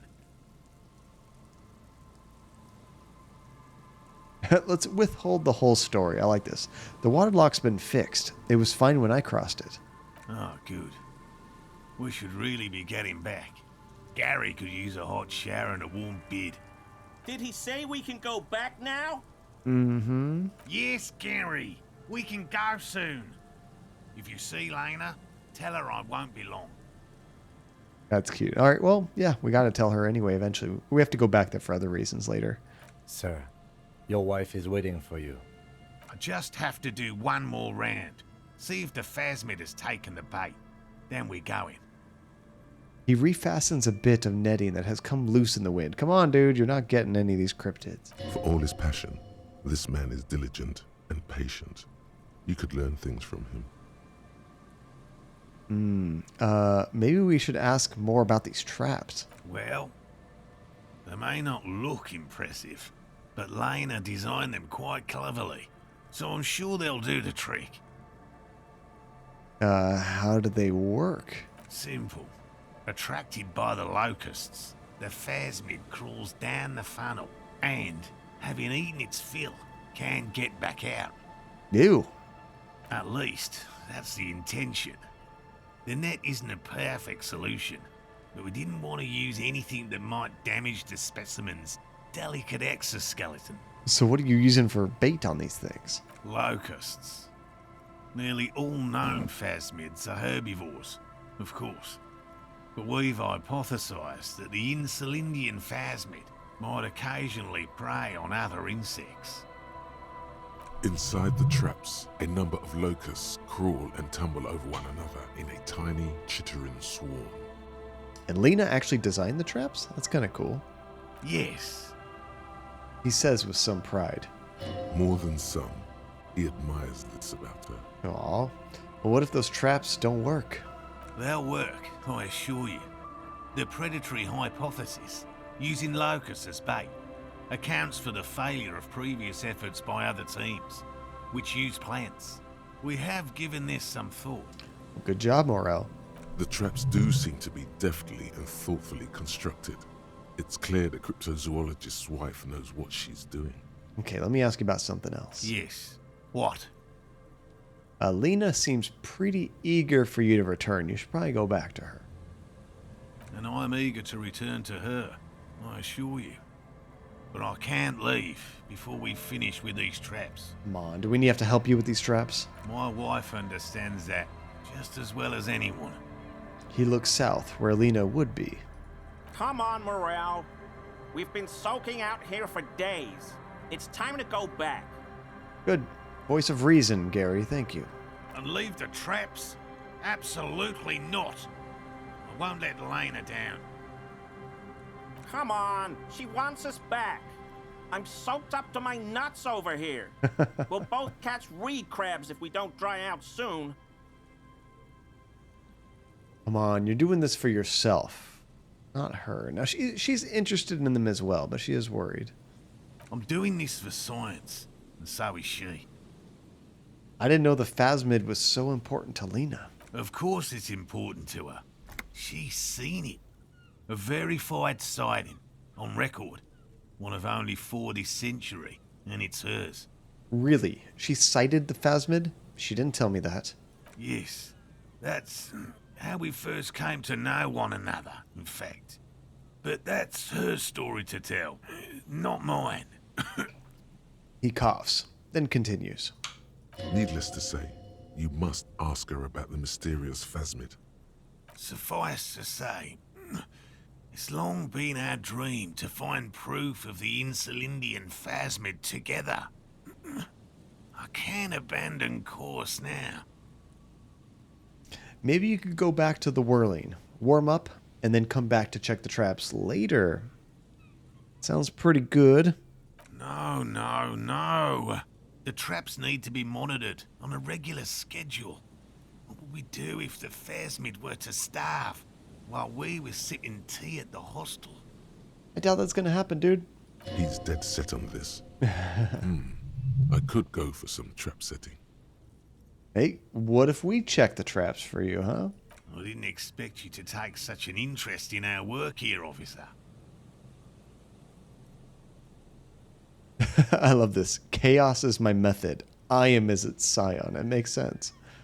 Well, be that as it may, I'd really appreciate the help. What do I do if there's a phasmid in one of the traps? Bring it to me at once. Just make sure the trap is closed tight. And where are these traps? There are 4 in total. One is to the south, on this little peninsula, by the boathouses there. It's very near. Oh, I thought they were just these little traps right here, right behind him. He's talking about something much further away. Another we set in Land's End, to the northeast, It's behind a small sand dune there, on your way to the old radio tower, after the church. I wonder if I've walked by any of these traps and just didn't notice. The third is set near the canal, where you crossed, by a concrete slab. A big thicket of reeds going up the slope, and among them... What the heck? That wasn't what he said at all. He's telling me, well, some of it, sorry. Then he gestures to the trap in front of him. I missed that part. You should check at least one of those before returning to this one, since I just said it. This one's more of a technicality, but still, better safe and stupid than sorry. So these things are kind of all over the place. We're gonna have to run around a little bit to do this. That seems like a lot. Do we really have time for this extracurricular venture? I like this. Come on, Kim. Aren't you having fun? Even relative to examining a weak old corpse, I'm not sure mucking about in the reeds qualifies as fun. But have it your way, detective. If you think it's important, you have been right before. What if I encounter a phasmid in the wild without the trap? That's highly unlikely, officer. But in the event you do, I'll spray you with a pheromone mixture I developed. It's made of musk and research chemicals. The pheromone should attract the insect to you, or at least prevent it from bolting at the sight of you. It's quite potent. Will last you about a week. This sounds terrible. He's gonna hit us with bug spray that's supposed to attract insects? Alright, we'll just do lay it on me, not thick. Wise choice. He douses you with the odd-smelling spray and gives you a satisfied nod. This is the smell of dying reeds, of longing crumbling into the water. I hope you're not buying this. He dispenses it without letting you touch the canister, so it would be precious like holy water. Mm-hmm. It is precious. A single dose cost me 50 real to develop. Not that I expect you to understand self-financing one's own research. He looks at the lieutenant in disdain, then puts the spray back in his pocket. Right, I'm ready, let's get to it. Right, which means you two can pack up and go back to the boiling. Whatever he thinks about this detour, it's clear that these men are exhausted and in need of assistance. Finally, someone's talking sense. Poor Gary, he's so excited. Let's get the hell out of here. Thank you for your help. Gary and I will start breaking down camp. If you have any more questions, now's the time to ask. We'll be gone once you get to it. If it's more cryptid-related business you want to discuss, you'll have time for that later too. Okay, so we shouldn't be talking to him too much more about that. But what if the information is vital on the hunt? Okay, I'll get going. We don't need to know much else. I'm sure he could talk our ear off for a long time. These soggy logs smell of ignition fluid, but they won't light up. Are they trying to start a fire? In the snow? These heavy military blockades are riddled with bullets, bullet holes crumbling. There's something back here, too. A buoy bobs in the water. The number it says on it is 11. That patch of reeds over there, it's a great place to hide something. Kind of out of the way, being so close to the water. Interesting. Wait, I can't see anything interesting. You don't have a reason to. Yet. What is this about? Nothing. Just a hunch.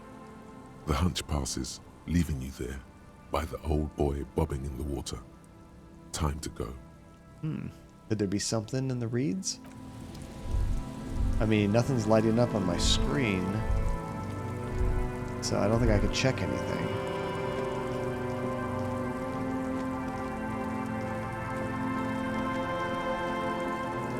What is this over here? No boat in the boathouse today.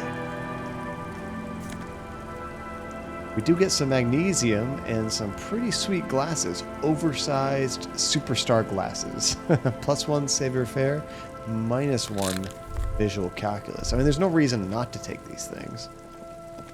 You just don't have to wear them if you don't want them. Some more money. Oh, is this one of the traps? Might be one of the traps. There's a trap in the reeds at your feet. Looks like the same one you saw Morel set before. Same mesh, same wiring. Look around first. Behind you, the ruins of a residential building loom over the reeds. They whisper amongst themselves, confidently.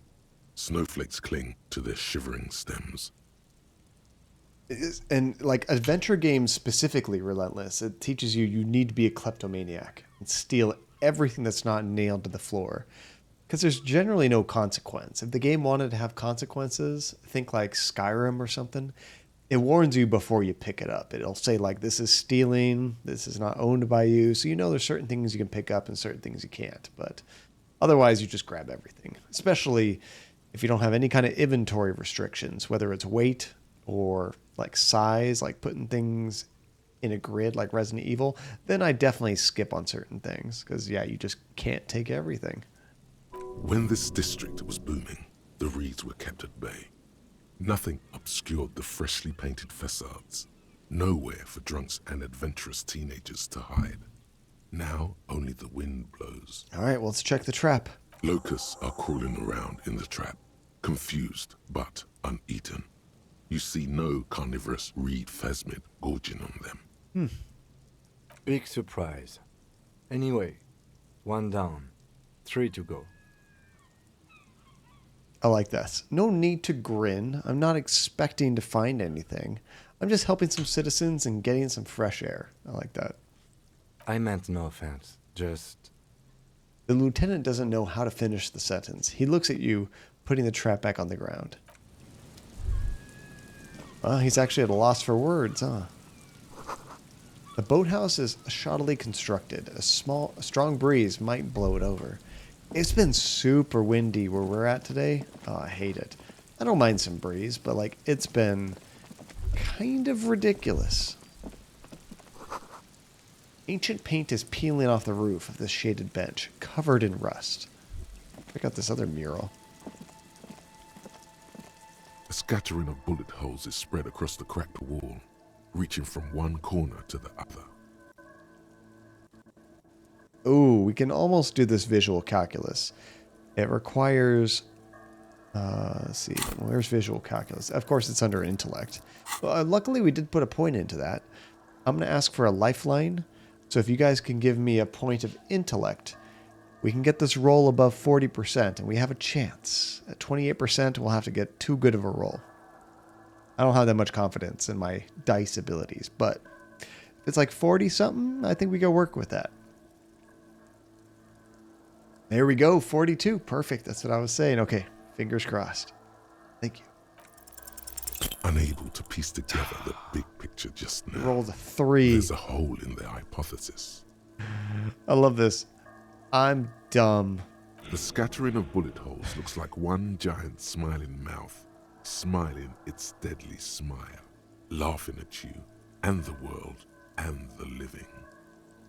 Okay, well, this is something else. Look, Kim, even more bullet holes. Something definitely has gone down. Correct. The density of the bullet holes is unusual.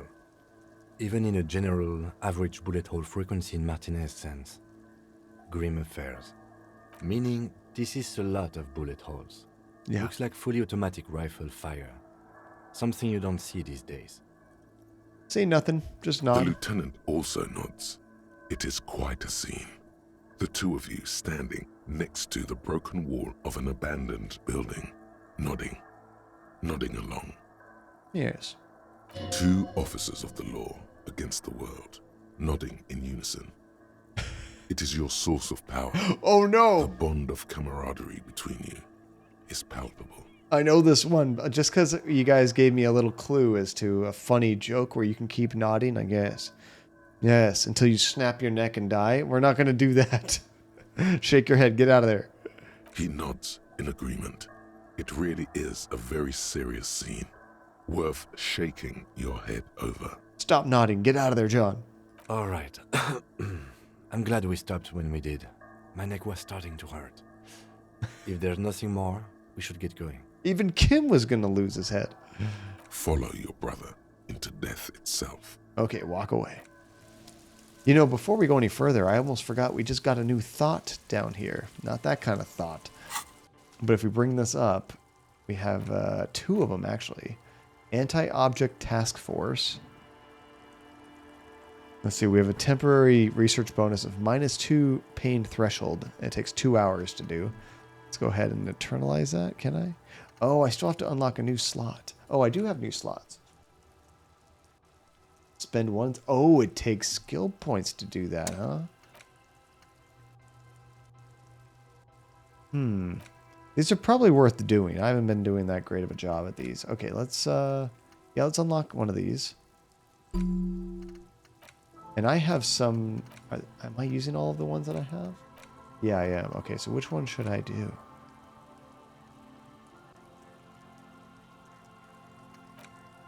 It's hard to tell because you can only see the negative effects until you've researched it.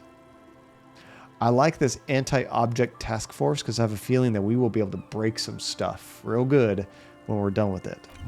So let's go ahead and internalize that. Gosh, I have to use skill points for that, though. That's tricky. Although, they can have really good ramifications. You just don't know what you're going to get until you pick it, I guess. Now, I missed this. Oh, something down here, too. I wonder if we can go in that building. Is this still the same, like, power plant kind of building? I don't know. It looked pretty big.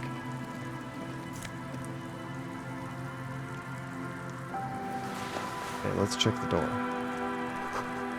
The door is not only barred shut, it is inaccessible. Never mind, we're not going in there. Alright. Hint taken, game. Oh, there's something down here, too. Ooh, 20 cents and some more trash. Now, all those like little bottles we're picking up, it's just like recycling stuff. You just take it someplace and you get like 10 cents for each one. The sign says entry interdite. Interdite? Maybe prohibited? I don't know. An old ticket booth taker. No longer in operation. Alright, well, let's wrap around this way. I think we've explored all of that area. Oh, I think it might be a dead end. Never mind. I was thinking, oh yeah, we just go around. Nope. I think that's it. Okay, let's go this way.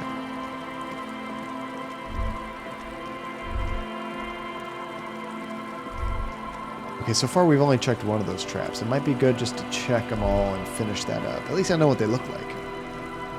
I just don't remember where he said they all were. Oh, they're already gone. That's good. One of the traps is right here I could look at. Am I supposed to check this one? This is the trap Morel just set. Checking it over, he said, is just a technicality. But... Look around. The reeds by the abandoned campsite sway and tremble while the snow falls all around. The later it gets, the colder. Remnants of the camp can still be seen in the sand. The fire that's gone out. You feel strange, somehow. Interesting. Okay, reach for the trap. This trap is also full of panicked locusts. No sign of any cryptozoological beast inside. Yeah, I don't think we're finding anything. Another empty trap.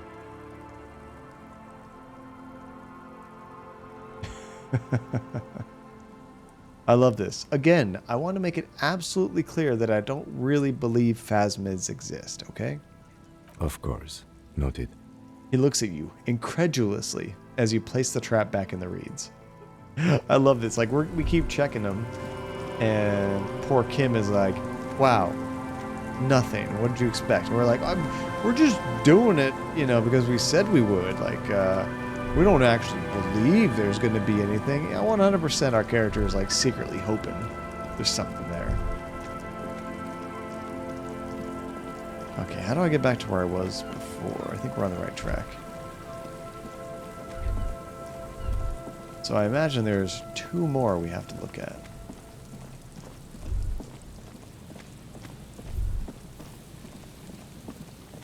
Have I been up here before? I don't think so. I don't remember this.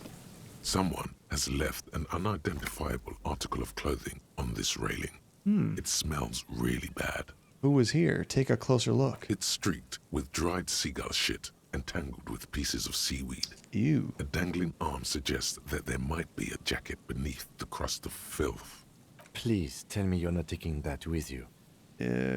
Might be a clue? A clue? You think our suspect is a seagull who's been defecating on unsuspecting jacket? Could have been multiple seagulls. The lieutenant sighs. I could not pick that one. It's just so ridiculous. Yeah, I'm just doing it as a joke, Kim. You should still take it.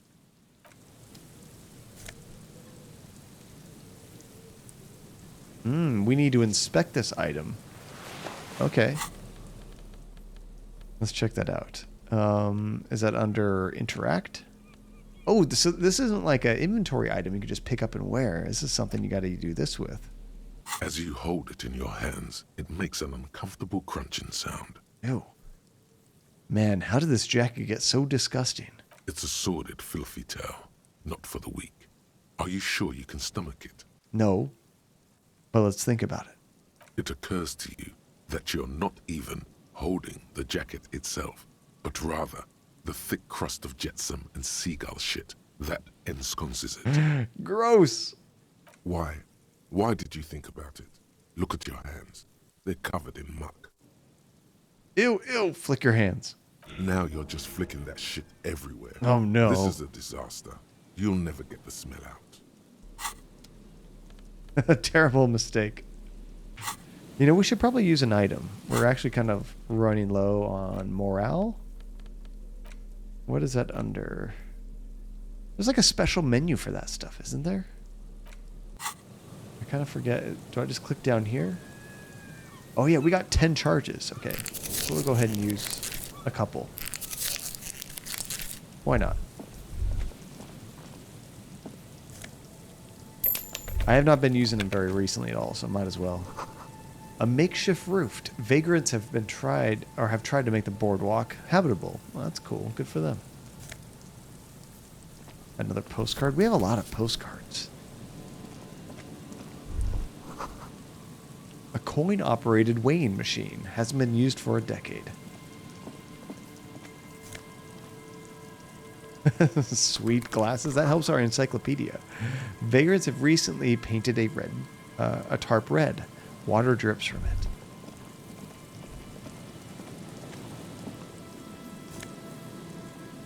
Couple pieces of glass. Got some more money. Is that it here? Oh, I see some cash over here.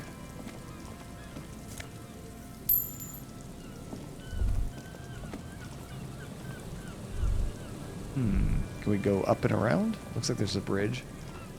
This place is huge. A big white canister. It's open and empty. Oh, and there's somebody over here. It's like, where the hell's the other trap? The smell. It's awful and familiar. What is it? Don't you recognize it? That hideous pungency. That faintly cloying sweetness. Only death smells like that. Could it be dead fish? Something cold wakes in the pit of your stomach. Fear. Him. What's that smell? The lieutenant has already brought a handkerchief to his nose. Oh no, he knows this real bad. Eyes up, detective. Something's not right here. Uh-oh. Let's do a quick save before we get killed. What's going on here? There's some tear, an empty cigarette package, and a crumpled kebab wrapper in the trash bin. Examine the tear. 2 empty bottles of Tallulah vodka and a can of black potent porter is all you find. A tragedy. Yes. It was a tragedy. That's all it was. Every chance we get to use that. Now the lieutenant looks in the can, eyes watering from the smell. He shakes his head with genuine sadness. Examine the cigarette package. Whoever tossed it here was a heavy smoker. The brand name reads Red Astra. I feel like we know that name from somewhere. Examine the kebab wrapper. You see traces of mayonnaise and ketchup on it, as well as a tomato wedge. The wrapper reads Shish Kebab Revachol. Okay, it's back out there. I guess we were gonna talk to this guy. A man lies on the boardwalk, his limbs bent and neck turned at an unnatural angle. Dead. Right next to him is an empty bottle of spirits. In his cramped hand, a chewing gum wrapper. So it was actually a corpse that we found here. At first I thought this dude was just chilling and there might have been like some dead animal or something around here. But no, he's dead. Half of his body is slipped between the cracked boardwalk, starting with the left leg. The fall has left him broken, contorted like a sad puppet. Well, crap, now do we have to solve 2 murders? Or do we still only care about the hanged man? Hold on. Yeah, he sure is chilling. Forever. The lieutenant squats next to the corpse and examines his face. 2 bulging eyes stare back at him, void of any signs of life. Lividity is faintly pronounced. Whoever this is, he's been dead for 2 days. No longer. We need to investigate. Only 2 days he's been here, okay. Another dead body. This is your job. Steel yourself. Calm now. Carefully. Just another day. Just another dead body. Breathe. Alright, let's check out this guy's clothing. He's wearing mud-caked boots, beige trousers, and an old brown leather jacket with a bright blue lining. There are traces of kebab sauce on his chest. Check his pockets. You find some sunflower seeds and a rain-soaked library card folded into 2.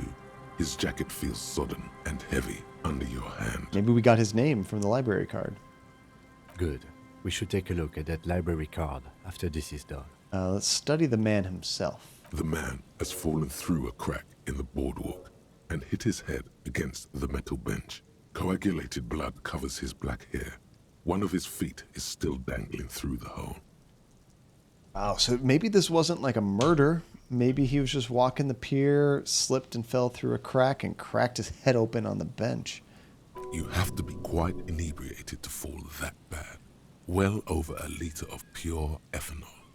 3 bottles of wine, or 1.5 of spirits. I mean, we've probably been that bad multiple times. Let's examine his face. His expression is dull, like the sea behind him. Drops of water shining on his moustache.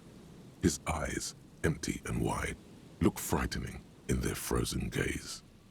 Height, 170 to 175 centimeters. Curly hair, stout build. Age approximately 50 to 60 years. He was confused when he died. Confused and alone, most likely. Overcome with the awful surprise of it all. That's so sad. Nobody has come here since then, so his corpse has just been chilling here. He was just about to head home. The first step back home proved to be his last. Well, let's check out the surroundings. There's some dried blood on the metal bench, right where the corpse's head rests. The floorboards are rotten and slippery wet around the hole. An empty bottle lies nearby. A chewing gum wrapper is clutched in his fist. Check his head. A dried chunk of blood covers the hair at the back of his head. An open wound. It's sticky and cold to your touch. Which makes sense. He probably cracked it open when he fell. This is where he came out of himself, drop by drop, when he was unconscious. It took 3, maybe 4 minutes. I don't see any other major wounds, do you? Just say it's hard to say. Seems like the head wound was fatal. It's exactly the shape of the bench. Okay, let's step on the floorboards. Let's test this out. They screech under your feet ominously. It's hard to say whether the dead man's weight was the cause of the boardwalk to break. It definitely looks fragile. Sounds like that's what caused it. Let's examine the bottle. A .75 liter Tallulah vodka with its cap missing. There's hardly anything left inside. It's mid-market spirits with a slight touch of menthol. The man meant to enjoy himself, have a good time. Tear all around us. He looks at the other 2 bottles near the coin-operated viewer, then at your yellow plastic bag. We do need more garbage. I'd prefer if you didn't collect them this time. It's not proper. You mean, don't tamper with the crime scene? I agree with that. True. It feels disrespectful. Examine the chewing gum wrapper. Grabowski spearmint chewing gum. Green leaves on the cover. The man's mouth is half agape from the terror of the fall. Uh-oh, this is not good. Look in. The blackness of death. Stench. You think you see white chewing gum too? He ate the whole pack, right? It's to cover the smell of alcohol before going home. The worst thing is, I've seen it before. Almost the same scenario. Even the chewing gum. It's always the same. In a ditch off a road below the 881, he thinks. A young father. Then he shakes his head to make the memory stop. Okay, let's step back. The entire boardwalk creaks in the wind as you take a step back. Now, who is this man? We could check the library card. Looks like one of the locals. He'd have to know this spot to come here. You don't just walk over here. He looks south, the way you came. Yeah, who would come all the way out here? That's just a lazy assumption. What do you think? At least this man knew how to party. Imagine the same scene without the bottle. Now that would be just sad. This is an omen, a sign from above. Don't start drinking again. That's what I've been trying to do with our character, trying to keep him away from the smokes and alcohol.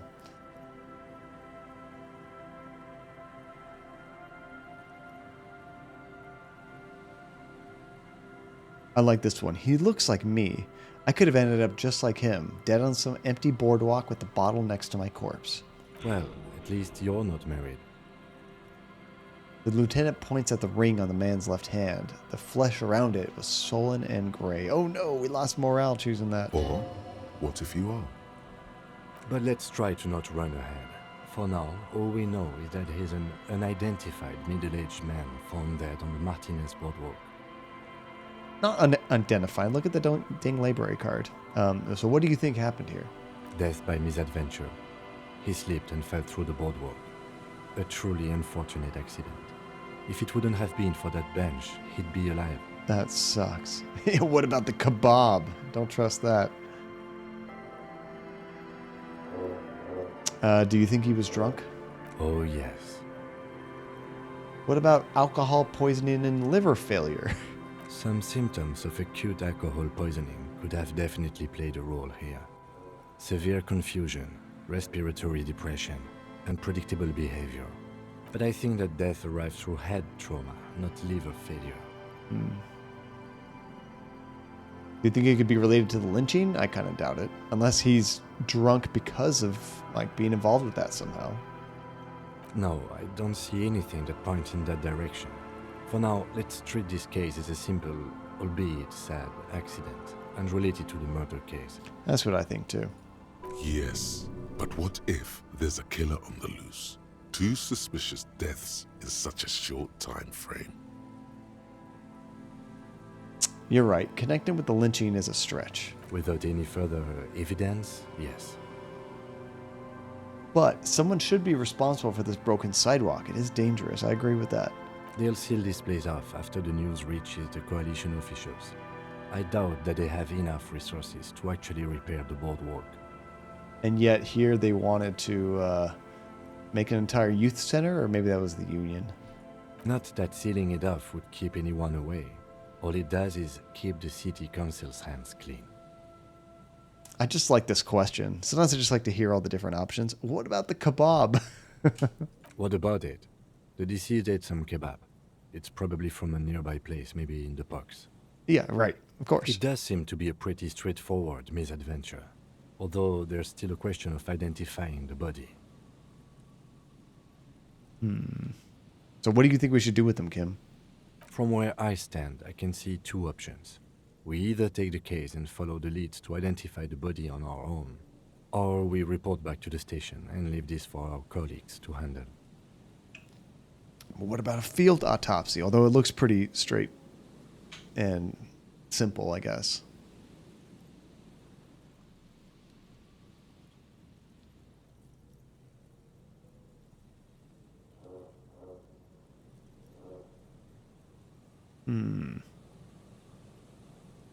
We can ask him about that. What about a field autopsy? A field autopsy isn't necessary if the cause of death doesn't appear to be criminal, and this looks like a simple accident to me.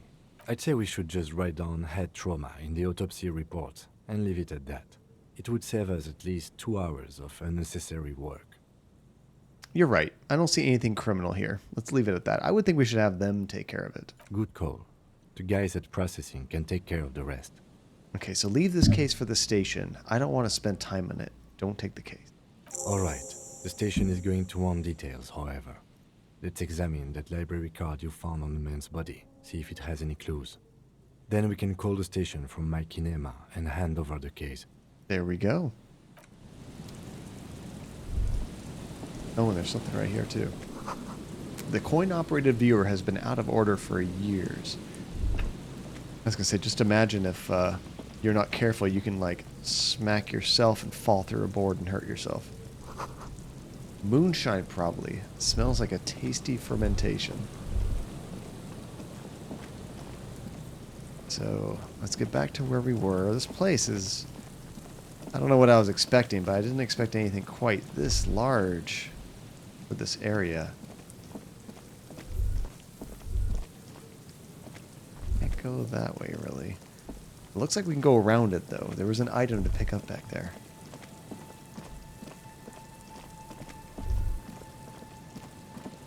There we go. You can imagine why calls become terrible sometimes. There's the church we can't get into.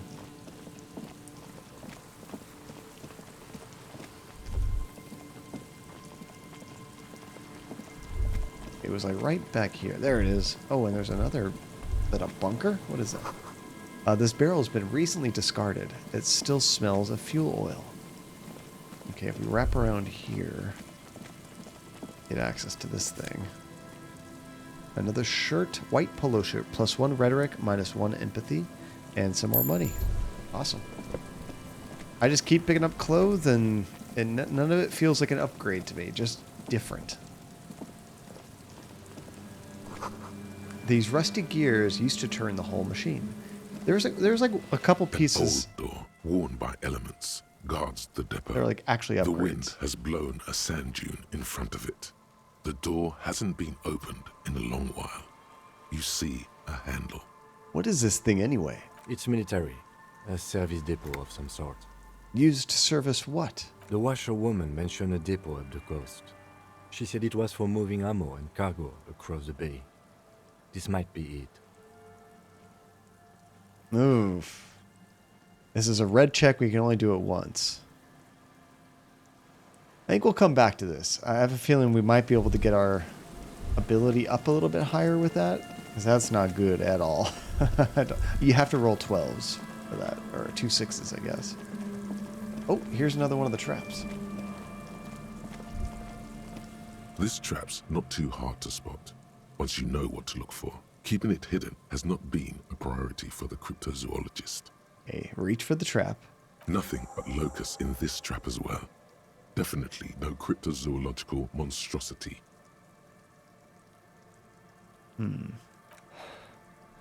Empty as all of them.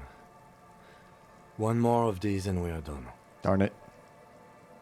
His face is red from the cold sea. He crouches to catch his breath. One more time, I must stress that I did not expect cryptozoological monstrosity to be in this trap. Of course. Noted. Same thing. He looks at us incredulously. So there's only one more of these to check out. Where is the last one?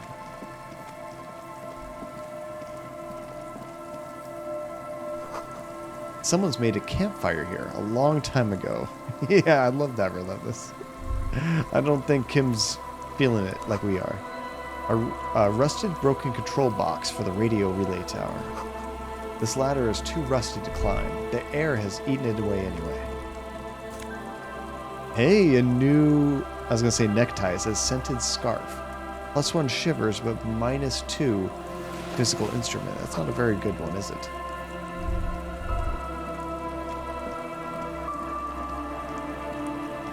Okay, there might not be much more around here, so maybe we should go try to find that final trap. Where's that one? Yeah, I think that's the end of the island. There was definitely more stuff than the old lady let on, for sure, but some of it we just can't access yet, so I still have no idea what's actually there.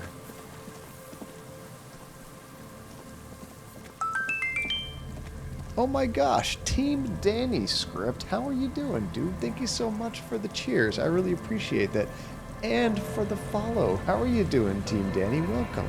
Are you a big fan of this game? I'm really digging it so far. This game is It's just so different from anything I've played in a very long time. It reminds me of Planescape Torment from my past, which is kind of like Baldur's Gate, but really cool game, very narrative-driven and choice-driven kind of thing. It's good stuff.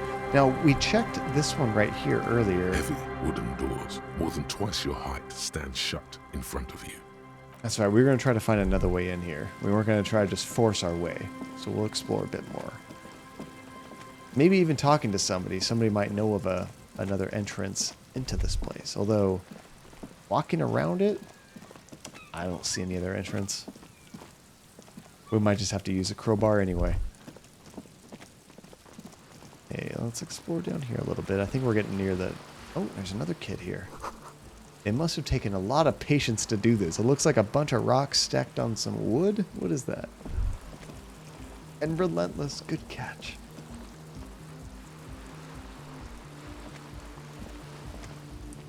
A shaggy-looking girl in her late teens or early 20s kneels on the ice with an electronic contraption in her hand.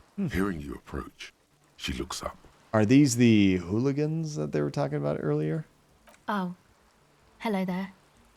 It's cold out here, but she's not wearing a hat. She must be freezing. Everyone knows drugs make you invulnerable to cold. Interesting. You bet this one likes to party. Let's just go. So, you want a party? No. Dear child, it's freezing. Where's your hat? Huh? She looks up at you distracted. I said you should have a hat on. So should you. You don't have to do anything. Come to think of it, I should. I love that. And let's see here. Try to play a lot more games. Maybe the 2 Point Hospital. I've played some 2 Point Hospital, Team Danny. It is fantastic. I mean, I played Theme Hospital back in the day, which is 2 Point Hospital is kind of a spiritual successor to that. And I don't usually stream the sim-based games, but I do enjoy them. And 2 Point Hospital was great. Gonna get some bed, just don't want to sleep. I want a game. I know that feeling, Tajay. I definitely know that feeling. But with your new work and everything, it might be a good idea to get that extra bit of sleep, just so you have that much more energy, you know?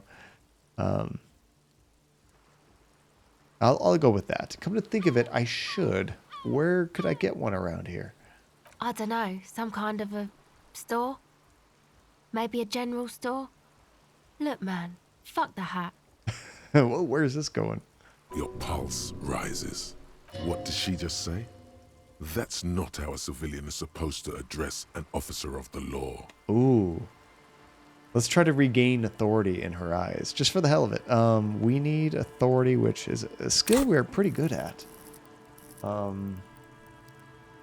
Where's authority? Oh my gosh, again, Team Danny. Thank you for those cheers. I appreciate that. Are you a big fan of 2 Point Hospital? Another one that I have in my library I haven't put enough time into was Planet Coaster, which is like a theme park kind of simulator creation game. It's really cool. Where is that one?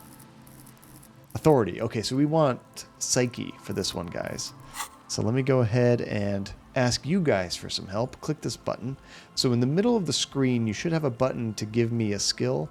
If you could, give me some points into Psyche, and that will help this roll go from a 42 to probably above 60%. And then maybe we can show how important we are to this girl and not to talk to us like that. Honestly, I don't care about that, but it's just kind of funny. Ooh, 58%. Oh, that's close to 60. Okay, that sounds better. Oh, is it? I loved it from what I played. I only played each game a couple hours, but I do want to play it more. There's also a Jurassic Park, like theme park kind of game that looks pretty cool. I have it, but I haven't even started playing it yet. All right, fingers crossed we can regain our authority. Your eyes are fixed on her as everything gets very still. Dangerously so. I like this. Excuse me? What did you say? She looks down, pretending to be busy with the device. Make her meet your eyes. The kid isn't arrogant. She's just afraid to look you in the eye. You already put her in her place. Whoa. Number 2 is a little too wild. Let's go with I am the police. You would do well to avoid this kind of language with me. Yes, Team Danny, I did play the original Sims, and I think I played some of the Sims 2 as well on PC. I haven't played Sims 3 or Sims 4, but my wife loves those games. She still plays them. There was also some Sims games like on the PS2, I think I played. It was kind of interesting because you could play it like split screen, where you would put like a horizontal, I guess a diagonal line, and two players could control a sim at the same time. It's kind of cool. Okay, so we'll say, I am the police. You would do well to avoid this kind of language with me. You're right. I shouldn't have sworn. I'm sorry. She looks up like a scolded schoolgirl, her years concealed beneath thick makeup, so we can't really tell how old she is. Okay, I have some questions for you. Okay. What's your name? Estelle. And your surname? Why? I'm from the police. It's for the paperwork. Okay, it's Berger. You have little reason to doubt that's her real name, but she's not all that surprised by this cop show questioning, is she? Yeah, it's like, why are you not more afraid that a cop is just talking to you randomly? What's that device you have there? This is a portable recording device. It's for field recording. Low quality, but still. What are you recording? Are you going after these cryptids too? The Sims was your 90s favorite. That was good stuff. There was another Sim game kind of around the same time I played called Black and White. It came out, I think, the same year The Sims came out, or shortly afterwards. And it was like a god game where you just control this big hand and you can move around the map. You could pick up trees and boulders and toss them, and pick up your people and toss them, and you get this really big creature that acts for you in the world, and you could train it to do different things if you want to be good or evil. It's really awesome. I have seen Labyrinth. That's with David Bowie. That was a fun movie. I never watched... Well, I was going to say Dark Crystal, but no. I was going to say Dark Crystal just got a new show. But I did love Labyrinth. That was a good one. And what's with the wires? Actually, just one wire. I picked on it till the braiding came loose. The wire leads to a contact microphone. Say, let's act like we know what we're talking about. Got it. Okay. So what are you doing out here in the cold? Recording, I guess. And what is it you're recording exactly? I think I'm recording cracks in the ice. But there's no way to tell. Not without headphones. I think I just recorded your footsteps too. Not sure how that will sound. Wait, what happened to your headphones? My boyfriend sold them. What for? I don't know, man. Things. Just stuff you need for life. That's messed up. Don't be selling your partner's stuff. It's a good one. I actually didn't watch Labyrinth until I was an adult. Like, it came out when I was a kid, but I don't think I saw it until my late 20s. But I do really enjoy it. It's got good music. The puppets are so cool in that movie. Everything checks out, sire. And what are these recordings for? The cracks, the footsteps? The musicians in the Elysium used them for making music. They looped the stuff, cutting the tapes together. They make music out of cracks in the ice and keys jangling. Crazy sounds like that. It's hard to explain. It's kind of interesting. Just nod. Anyway, I thought I'd make some too. It's supposed to be, like, a music place anyway. She rubs her shoulders and looks around. I don't really know what I'm doing. They use synthesizers too. I don't have a synthesizer. Oh, she's trying though. She looks at the recording device. The thing she thought would fill her hours with joy and escape. It's turning out to be an empty fantasy. She feels childish. Very useless all of a sudden. Oh, that's so sad. Take this, you're cold. The lieutenant begins to take off his jacket. No, man, fuck that, I'm cool. I'm sorry I said that. I'm sorry about the fuck. It's okay. He throws a glance at you. Now this is where a hat would come in handy. Let's see, they have a drinking game for Labyrinth. I'm curious, do you know the rules of this drinking game? It's been a while since I've seen it, but is this like a drinking game that's like, oh yeah, you'll have, a good time? Or is this a drinking game where it's like, oh yeah, you'll go to the hospital and get your stomach pumped? Okay, we'll say now this is where a hat would come in handy. Yeah, maybe you were right about the hat. You said it's supposed to be a music place. What is? That? The boys think it could be a place, like the Elysium or something. Stupid. It's really not going to be a Palaceum, that's for sure. The boys? Yeah. Andre and the guys, they're inside, in the tent. Oh, right next to us. Okay. And why is that? Why are you freezing out here while the boys are inside? They got too much stuff crammed in there. No room. Stuff like what? Music stuff, mostly. Like this tape recorder, but bigger. And there's piles of it. Let's see. Crouch, David Bowie singing Sarah. Why me? You lost me, Danny. I do know David Bowie's in there. Is Sarah the name of the girl that like loses the baby? Is that right? It's been so long since I've seen it. Why not just leave some of it outside so you don't have to freeze? Get rid of some of the stuff. That stuff is more expensive than I am. More expensive than any of us, really. Doesn't matter. I can take the cold. More expensive than you are? Okay, I have some other questions. Go ahead. Tell me more about this music you've been planning in the church. It's supposed to become like a club for Nordic dance music, like that new style of synthesizer stuff they play at the Palaceum. Kinda cool. Except that, yeah. She looks at the old wooden church up on the poles. As a mean wind would come bellowing in, the 6-story structure lets out a doleful shriek.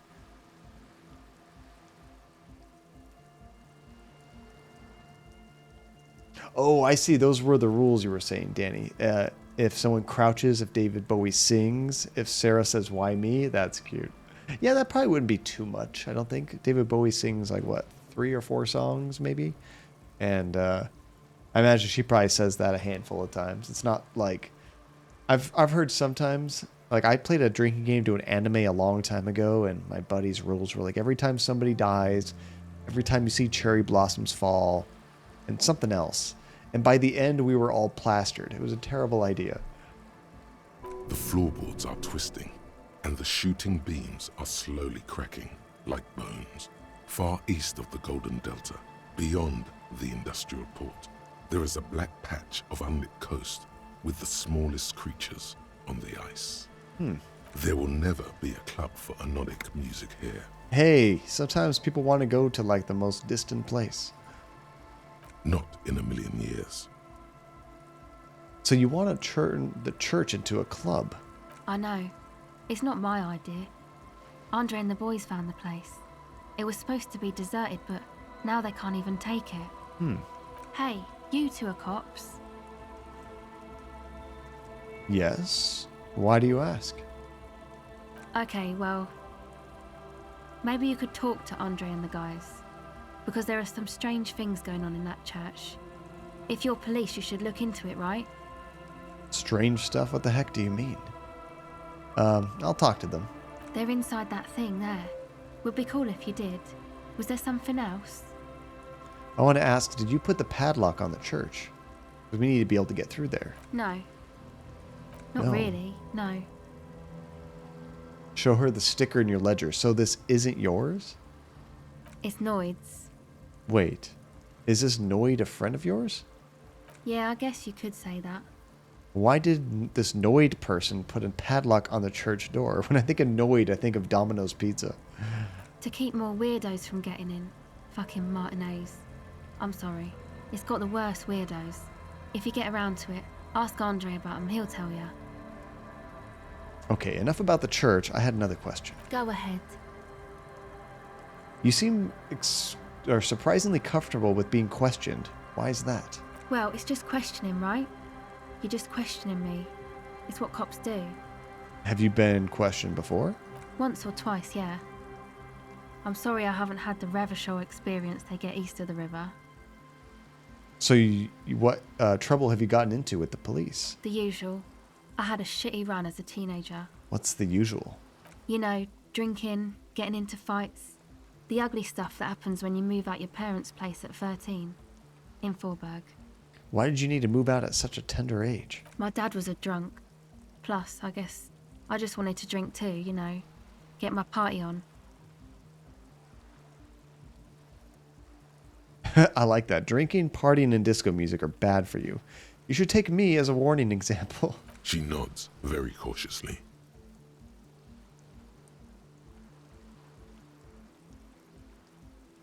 With empathy, we could take up the tape recorder. Exactly, Tajay. That's what I was thinking of. Avoid the Noid. They had some Noid video games back in the day, too. I think it was on the NES. I don't think I played them, but I remember seeing them. Let me see what we need for empathy.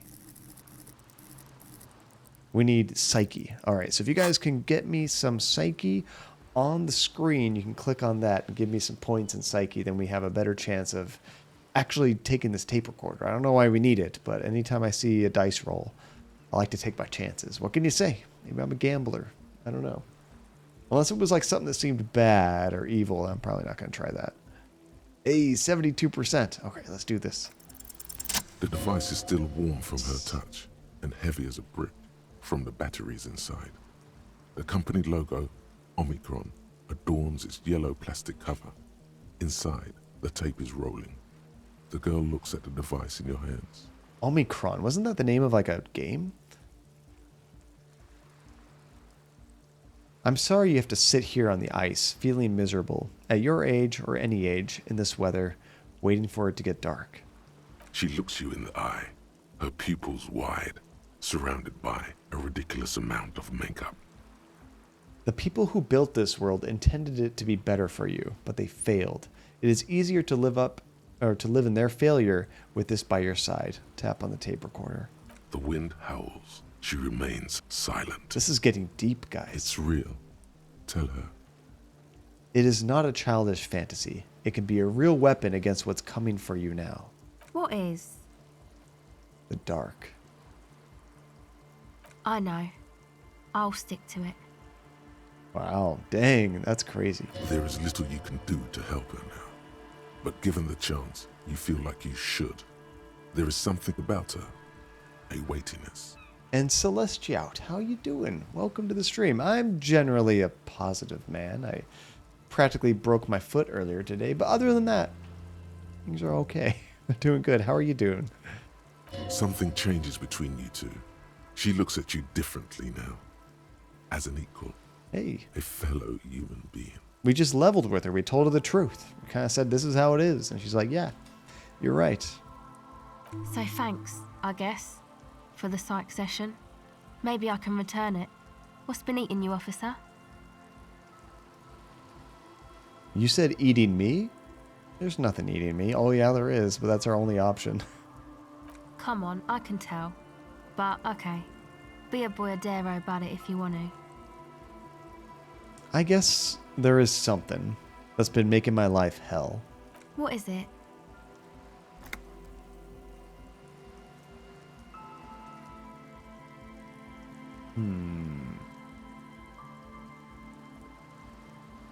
Let's say people just keep putting their selfish interests ahead of the greater good. Oh, really? Yeah, no one understands that sometimes you've got to make sacrifices for the sake of progress. It's all very distressing. So, the thing that's been eating you is the slow pace of social progress?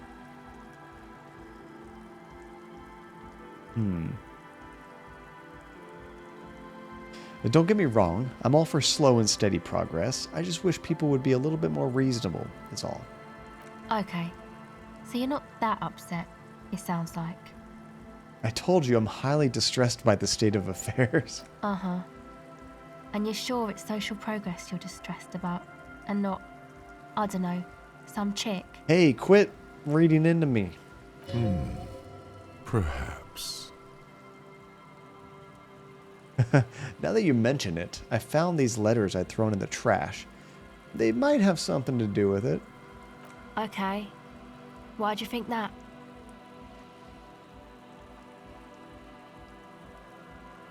They were written in a woman's hand, and oh boy did reading them make me feel not good.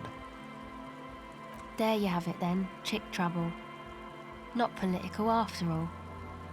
Who was she? I don't remember. We don't remember anything. Really? You seem to be pretty upset about this chica.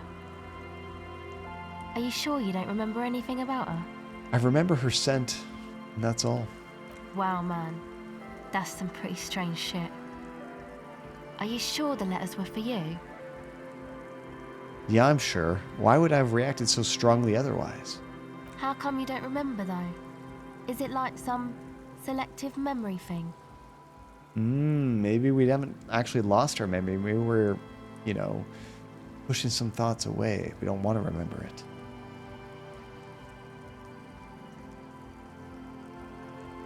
You might have a point there. Selective memory. Yeah. Or it might just be some psych bullshit, you know? Königstein wank. What is this Königstein wink? You know, the psych thing they've got going on there. Rich people like it. People in Königstein are mostly rich. I like this. Thank you for the BS psych thing. That's cute. You're welcome. Might be for the best to keep that shit forgotten, though. Just my opinion. If it itches, don't scratch. That's an interesting way of thinking about it. Okay, that's it for now. Okay, bye. Okay, this is probably a good time to call it. We just got to this tent where we gotta check out some people. We have one more of those cryptid traps to check out, and then I think we are ready to go back across the pond and finish some things up. So let's go ahead and do a new permanent save here. There we go. Alrighty. That place was way bigger than I had imagined. I was thinking that island was just going to be a few little places and that was going to be it. But no, that island was probably bigger than the mainland.